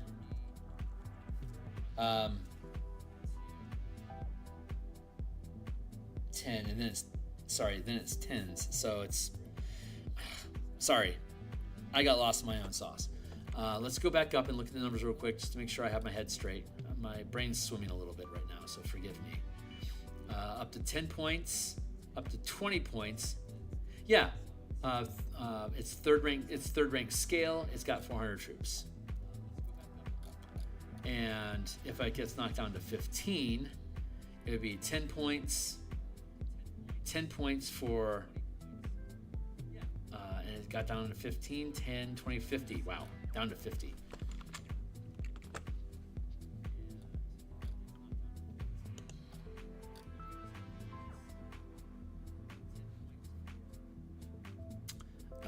The first rank is 50, reducing the size of the army from 400 to 50. The first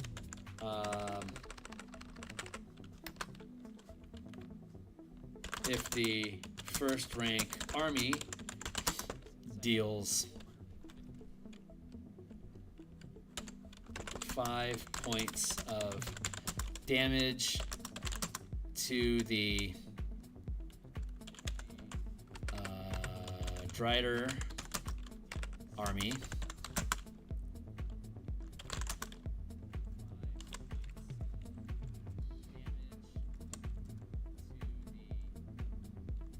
let's see, it takes 9 points of damage from an army of 10 Driders.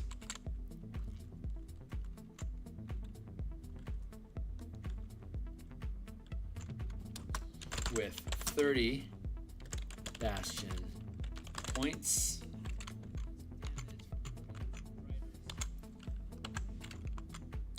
first rank army deals 5 points of damage to the Drider army.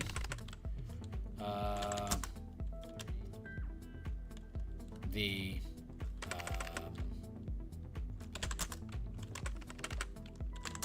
Driders are reduced to 25 points, rounding up to 27 points.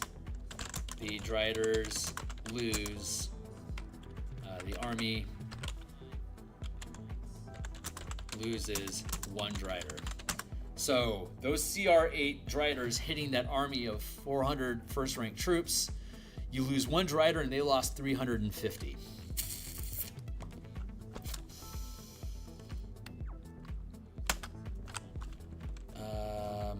If the armies, if the first rank army attacks again,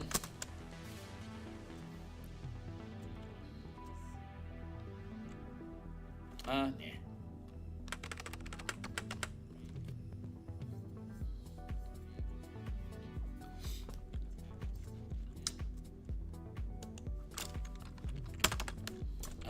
Let's see, how do I want to word this?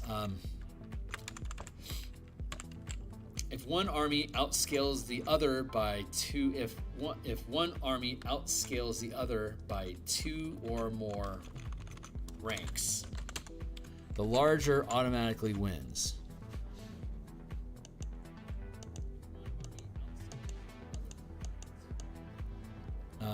The larger army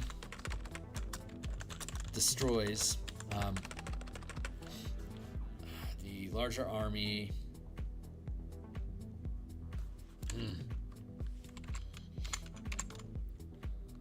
outscales and outranks the other by 2 degrees, 2 or more degrees. That's the way to put that.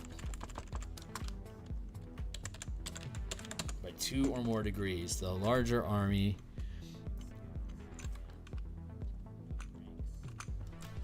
automatically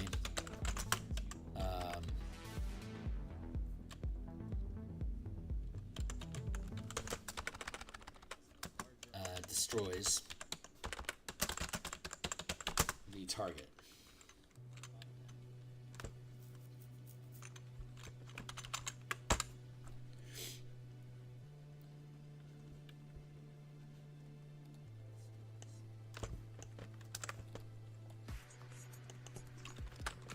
There. If one army outscales and outranks the other by 2 or more degrees, the larger army automatically destroys the target without taking any damage from the destroyed army. If the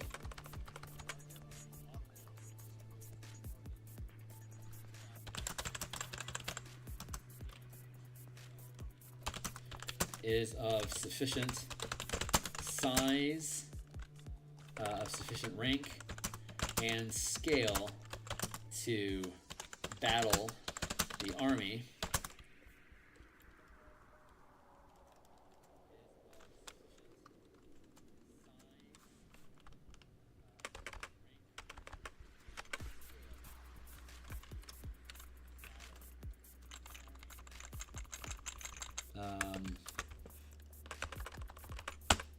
let's do it like this.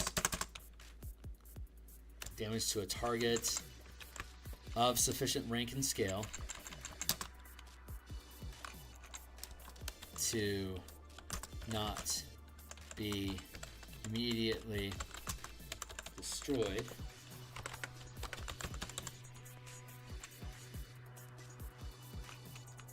Of both sufficient rank and scale. If one army outscales and outranks the other by 2 or more degrees, the larger army automatically destroys the target without taking any damage from the destroyed army.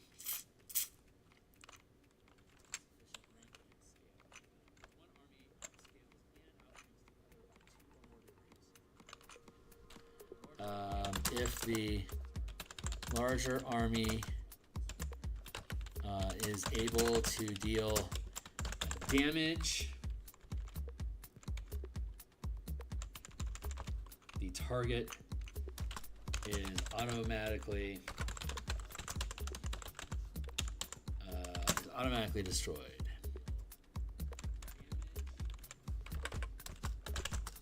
Yeah, without the larger army taking damage, period. When an army, bastion, or settlement deals damage to a target of both sufficient rank and scale to not be immediately destroyed. I gotta check that. Roll a bastion die for the scale of the army and for the rank of the army. Add the rank of the army to the highest result. For example, an army of 10 Driders is 3rd rank at 1st rank scale. When dealing damage, it rolls 1d4 and 1d8, keeping the higher result, adding this number to its rank of 3. An army of 400, 1st rank troops is 3rd rank. When dealing damage,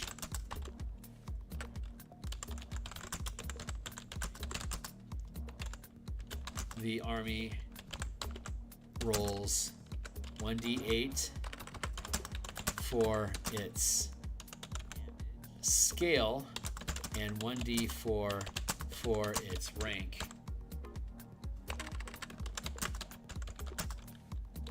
Adding the higher number to its rank of 1.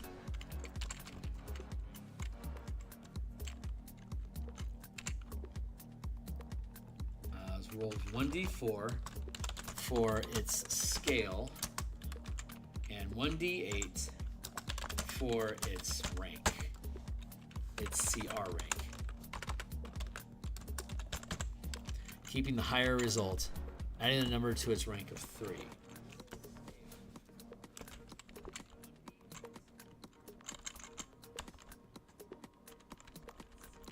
Adding the higher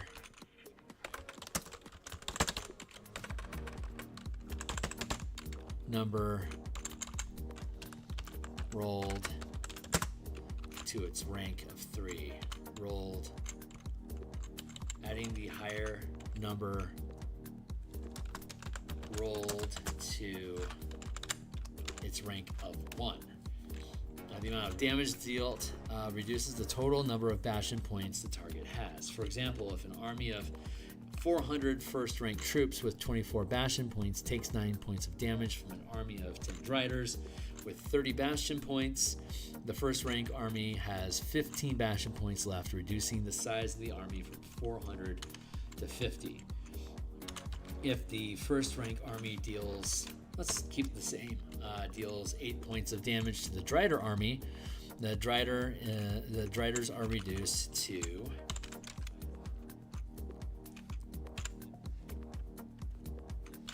22 points, rounding up to 24 points. The army loses 2 Driders.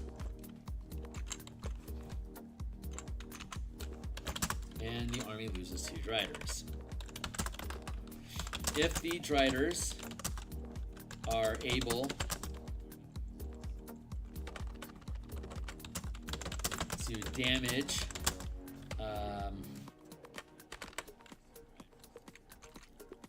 the first rank army has 15 bastion points left, reducing the size of the army from 400 to 50. Only second rank scale.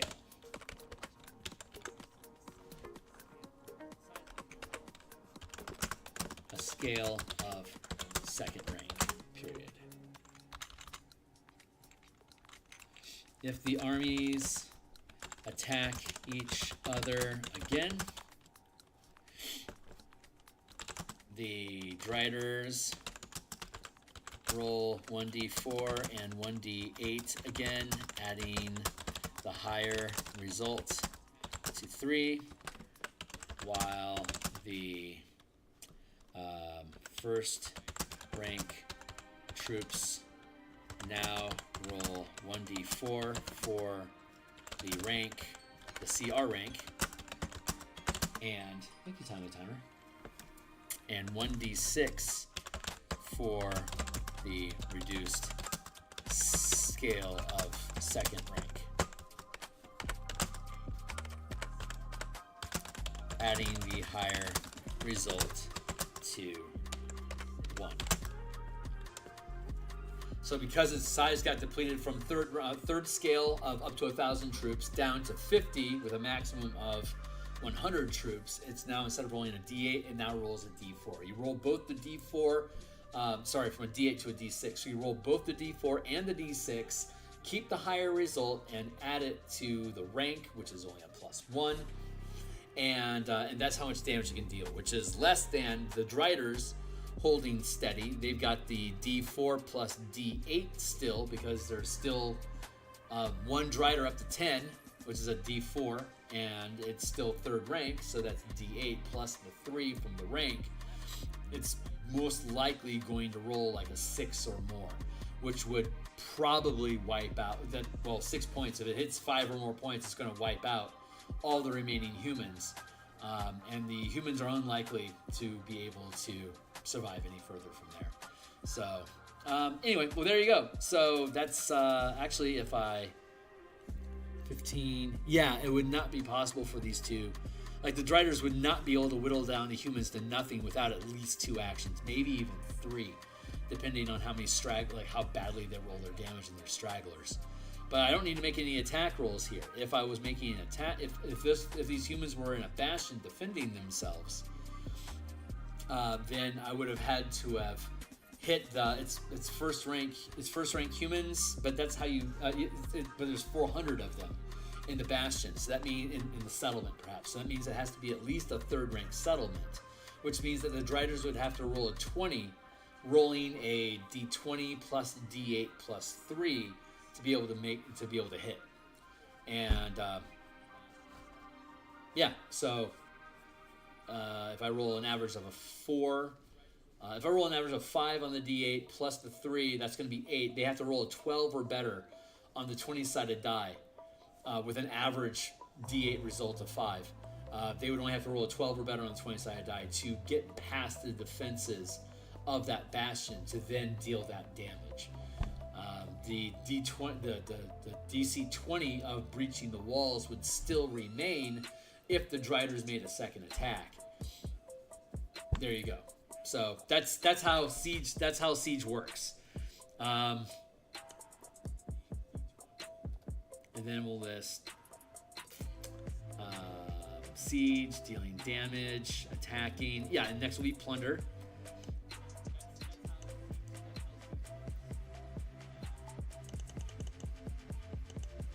When an army damages a settlement or bastion, or settlement,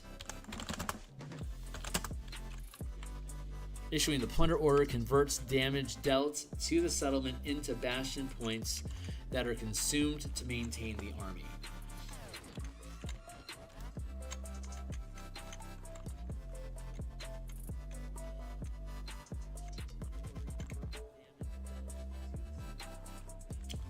If the target settlement is of equal rank to the scale of the army, the damage dealt is converted to bastion points.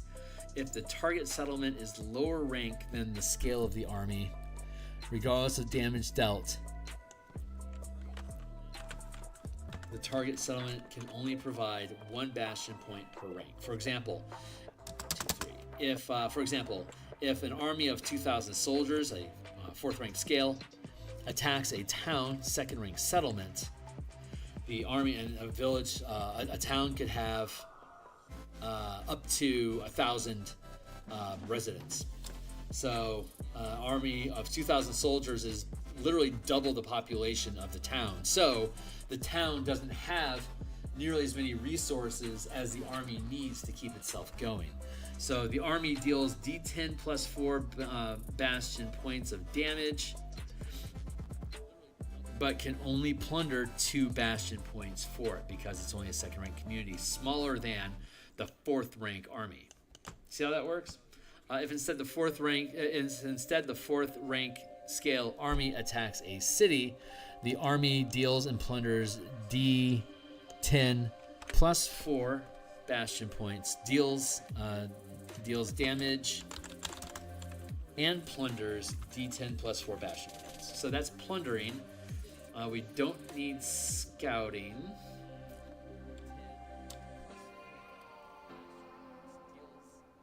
But we do need recovering.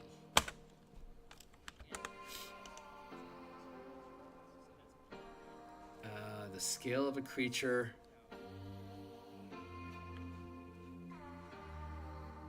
Yeah, this is relevant.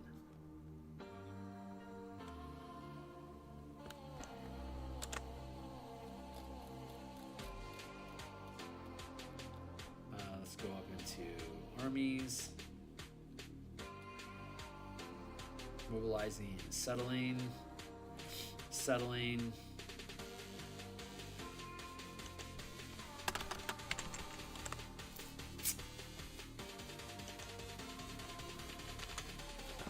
Let's see. Variant research order.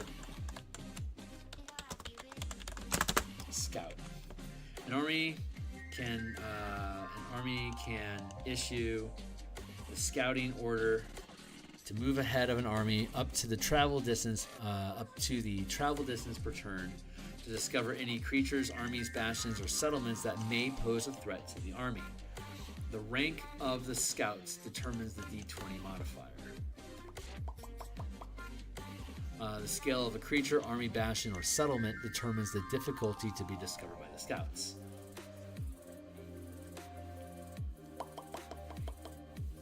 Metropolises are automatically noticed.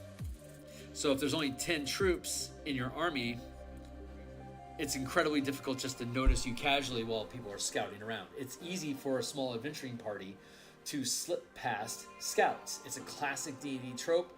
Your D&D party is typically less than 10. This totally lines up. The larger scale, the easier it is to find you. Cities are almost impossible to miss, but it could happen. Metropolises are impossible to miss.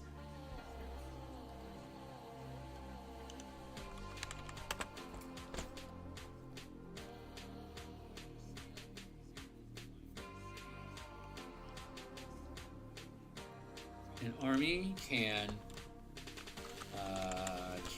issue an order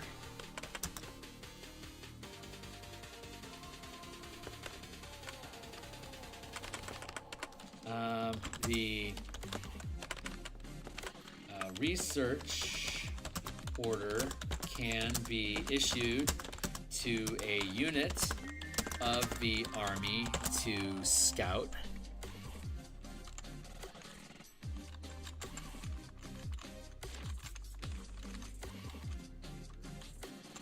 Scout ahead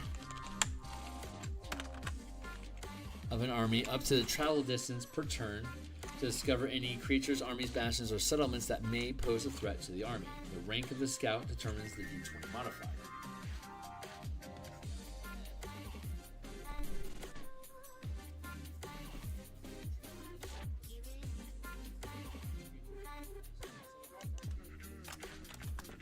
A first scale unit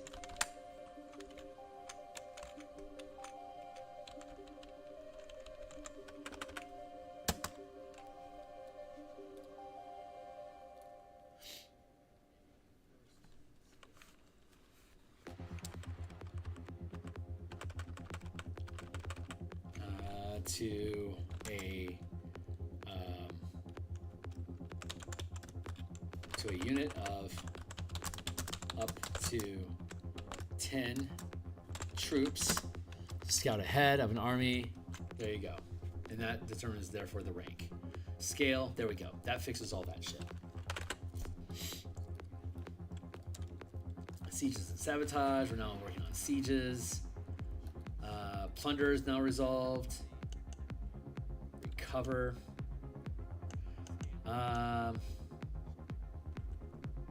Yeah, recovering troops. Plunder.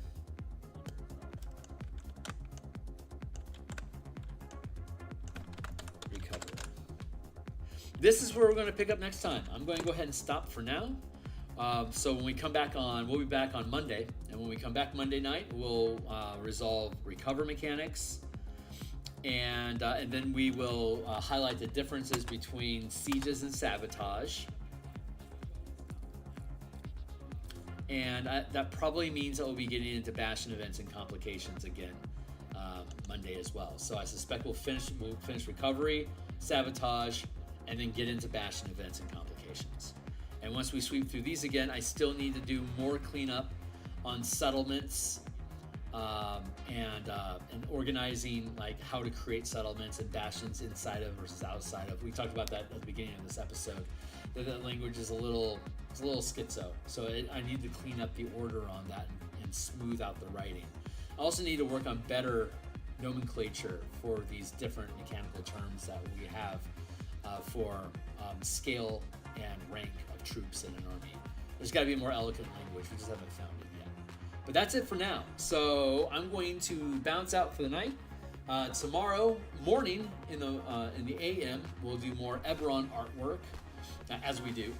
And then at lunch around 2 o'clock Seattle time, PST, -8 UTC. So I'll be back on stream in about 9.5 hours, which will be 6:30 a.m. Seattle time. And then 8 hours later at 2:30 p.m. Seattle time, -8 UTC, I'll be on for my lunch shift design stream for Friday. And we're working through the Dark Sun Unearthed Arcana. We finished Gladiator last week, and so we're going to work on the Druid Circle of Preservation next.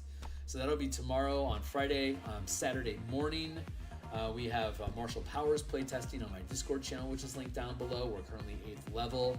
We're using both Color Mana for full and half casters, and the Martial Powers system for half casters and martial characters. So in the Warlock.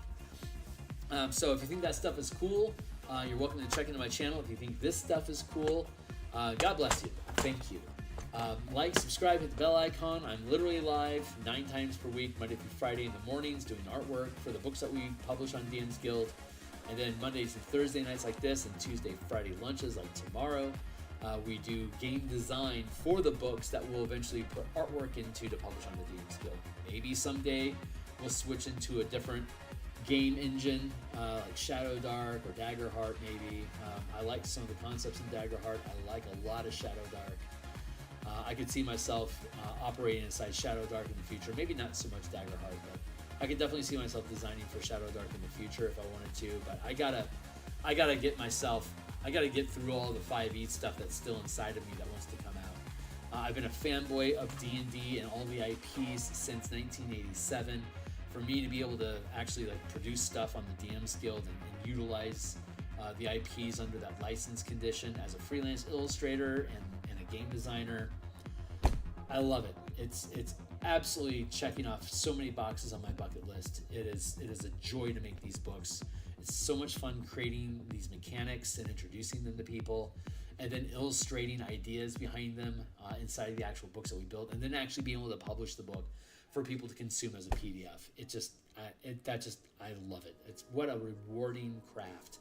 What a wonderful hobby that I've been given, and I'm thankful that this is the kind of stuff that I get to do with my life.